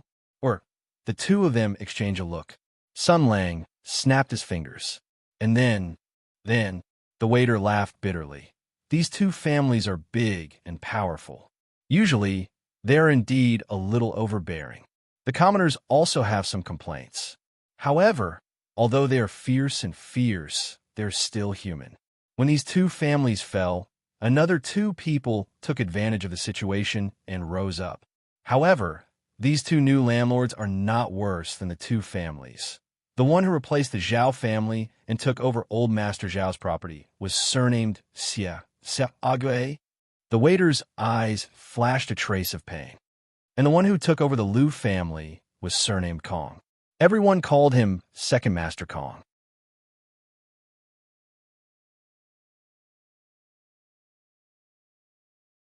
Chapter 243. 3 to 5 years ago, although the Great War of Heaven's origin had not ended yet, the outcome was almost certain. The war had been going on for decades. At the beginning, the people were retreating step by step. Later, the people were united. The difficult days of fighting for the survival of the country had passed. In the last few years, the war was getting farther and farther away from the ordinary people. 3 to 5 years ago, since there was no longer the danger of family destruction and the nightmare of the sky demon slaughtering countless people that the older generation talked about did not come again. The people who were far away from the battlefield also settled down and lived their lives as usual. For them, the Great War of Tianyuan was no longer a war to save the country, but a heroic story told by storytellers and government officials. Although they respected it, it was still far away. 3 to 5 years ago, the war did not disturb the people living in the villages of the Yangtze River. Because the outcome was certain, the people in power changed from how to resist the enemy to how to benefit from the war. In the First Great War of Tianyuan, the 5 countries each snatched national treasure from the destroyed sky demon and eventually created the 5 strongest countries in the world. Now that the sky demon came again and was defeated, the amount of war treasures snatched from the sky demon undoubtedly meant another reshuffle of the international order. However, the people could not know about all this. The people could be manipulated, but they could not be made to know. This was a principle that all the countries understood. After all, they could not let the people of the Hodu Empire know that the weapons of the imperial army, which had been sanctified and symbolized the empire's heavenly orthodoxy, were actually imitations and projections of a certain ancestor demon sword. They also could not let the people of the divine power of flames know that the so-called sacred firearms with the soul of flames were actually the research and reverse analysis of a certain dangerous weapon. The awakening of the psionists of the great western continent's thousand-island United States relied on the stimulation of radiation emitted from certain brain rather than complicated and vast sacred rituals to awaken their abilities. The strict four social classes of the Greenwood Dragonsparrow dynasty did not originate from fate, but a large-scale bloodline evolution. How could the people know about this stable order established by deception and deceit to maintain the interests and stability of the vested interests? Therefore, as the war progressed, the people knew less and less about the war. News of victory kept coming back from the front line, and legendary stories, such as the Great War of Tianyuan, were circulating in the streets. The brighter the light under the sun, the darker the hidden darkness. However, the people would never know about all this because someone did not want them to know. Therefore, for the people in recent years, they did not understand how tragic or magnificent the war was. Although they had heard of several great victories with countless beheadings and the peerless demeanor of a certain fierce general who broke through the enemy lines 7 times, they were not real. For the people of Lewtown, what was truly a grand event and could be talked about for a long time were the major events that happened in Lewtown a few years ago. This was also the story that the waiter told to Sun Lang and the others. It was said that the Liu family, which had been entrenched in Lewtown for decades and had been operating for a long time, had 2 branches, Run and Ji. The family was revitalized, and the 2 branches competed with each other. They had endless glory and glory. Only the Zhao family, which had produced a martial arts scholar, could somewhat compete with them. This was human nature. When one had power, influence, and money, he would gradually become arrogant and domineering. He did not dare to do things like murder, arson, and abduct women openly. But in the dark, he had done many things like collecting debts, buying land by force, and running amok in the village. However, the family was big and had a large business. Martial arts was passed down to the family, and both the black and white sides were rich. Therefore, when the people had disputes and suffered losses, they could only swallow their anger and not make a big deal out of it. In the long run, the Liu family had done many unethical things. God knows how many times the Liu family had been cursed behind their backs. Originally, it was normal for the incompetent and unruly people to make a scene and curse at the heavens and the earth. As a noble and dignified family, the Liu family should just laugh it off and not pursue the matter. This was the modesty and tolerance of the superior. After all, in this world, killing and arson was the golden belt. If the curses of the unruly people worked, then from the emperor to the county magistrate, almost none of the meat-eaters in the imperial system could survive for more than 3 months. But in reality, everyone was happy to be an official. It was obvious that the so-called justice and justice were just a joke used to fool the people. But this time, for some reason, perhaps Bodhisattva had opened his eyes, perhaps the king of hell had made a move, or perhaps the players of the werewolf massacre had finally come to a consensus. Everyone's resentment seemed to have gathered into a black power of will, enveloping the Liu family with the force of Mount Tai. The Liu family, a prominent family in the surrounding villages, was instantly met with retribution. In just 1 or 2 years, strange things happened one after another. First, it was the herb garden that was haunted. Then, the old family head was involved in a fraud case, implicating the current family head. Overnight, the family's reputation plummeted. Following that, the family's various businesses fell one after another. This was really called unexpected events from the sky. With this kind of thing happening, it was the perfect opportunity for the Wisdom House to take on the responsibility. However, before that, fourth Master Lu, with a heavy expression on his face, could announce that he would draw a clear line with the human branch, which had brought disgrace to their family name, and then take care of the women and children left behind by the human branch, as well as take care of the human branch's business. The crisis of the Wisdom House came head-on. This time, it was much more explosive than the experience of the Wisdom House.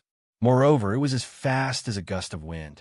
On a moonless and windy night, the fourth master of the Lu family was completely slaughtered without any warning. The murderer's methods were extremely cruel and had a huge impact on society. There was almost no sound. By the time outsiders found out, they saw the bodies of the Ji, Feng family lying on the ground. Moreover, their bodies had been hollowed out, their 5 viscera and 6 bowels were all gone. It was as if they had been eaten by a wolf. It was said that the murderer was the widow of the tyrant of River East, Hilaolu, who had already been executed by the law. This woman seemed to have worked at the Lu mansion before. In this regard, after careful investigation and interviews, the constables of the 6th Fan School came to a conclusion. It was pure bullshit. The woman called sister-in-law was just an ordinary woman with some beauty. A few years ago, she was snatched by the tyrant of Blade Hilaolu and became his wife.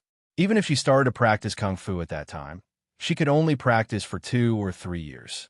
Such a woman could quietly slaughter the Wisdom House of the Lumen family, a family of poetry and sword, unless she was possessed by a wolf demon.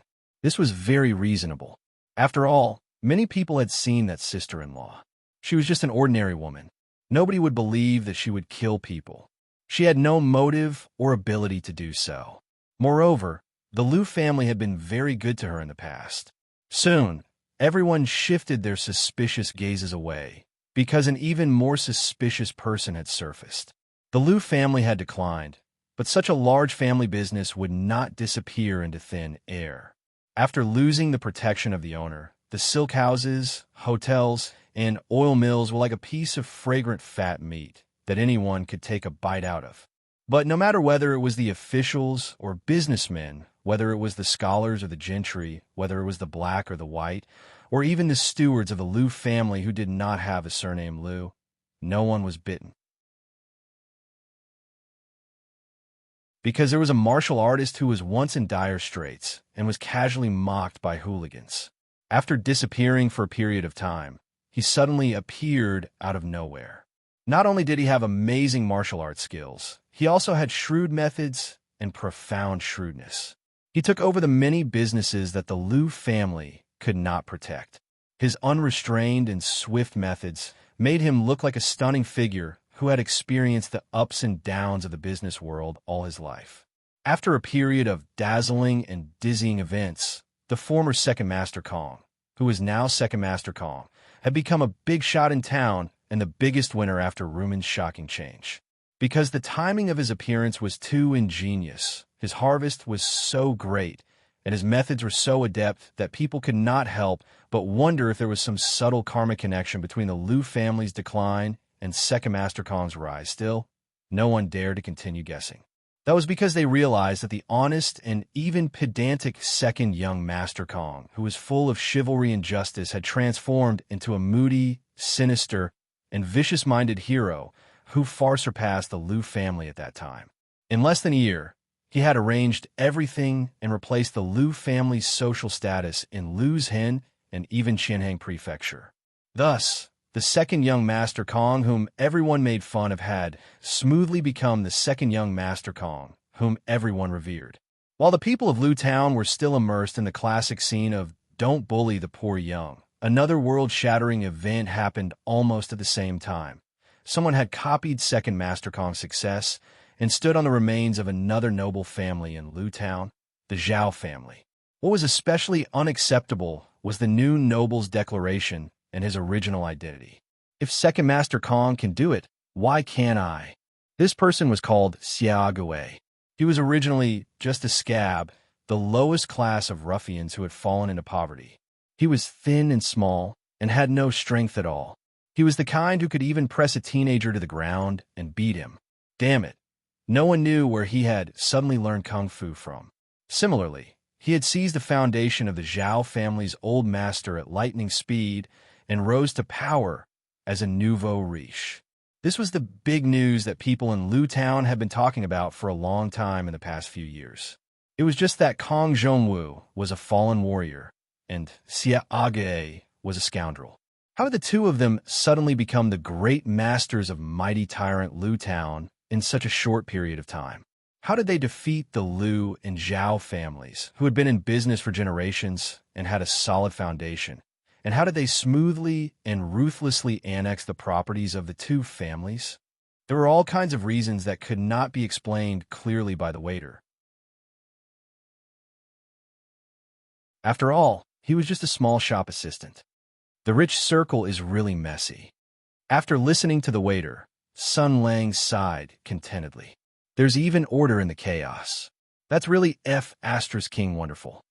After listening for a long time, he expressed his satisfaction and rewarded the waiter with another piece of silver. He asked, "Unfortunately, I'm not very interested in the end of the Liu family. I'm just here to find someone. Let me ask you, in the Liu family's Renfong, there's a person called..." "Forget it. She doesn't like people to know this name. Just tell me directly, after the Liu family fell, where did the survivors move to?" The waiter was stunned for a moment and said awkwardly, I don't know. The Wisdom House seems to have been destroyed. As for the Renfong, 2 generations of mainstays have passed away. The rest of the family members have disappeared. I heard that the Liu family's young master took them to seek refuge with relatives, or they changed their names. After all, their family was a little fierce before, so they couldn't live in Liu Town anymore. As he said this, his face showed an uneasy and gloomy expression. He said hesitantly, Maybe the ending was even worse, although the waiter did not say the whole story. But what kind of person was Sun Lang? With the heart of a lowly person, he was able to measure the abdomen of everyone in the world. With just a glance, he was able to see the hidden meaning of the waiter's words. Since that second Master Kong seemed to be the mastermind behind the Liu family's downfall, with his ruthless personality, since he had already done such a thing, how could he leave behind future troubles for himself?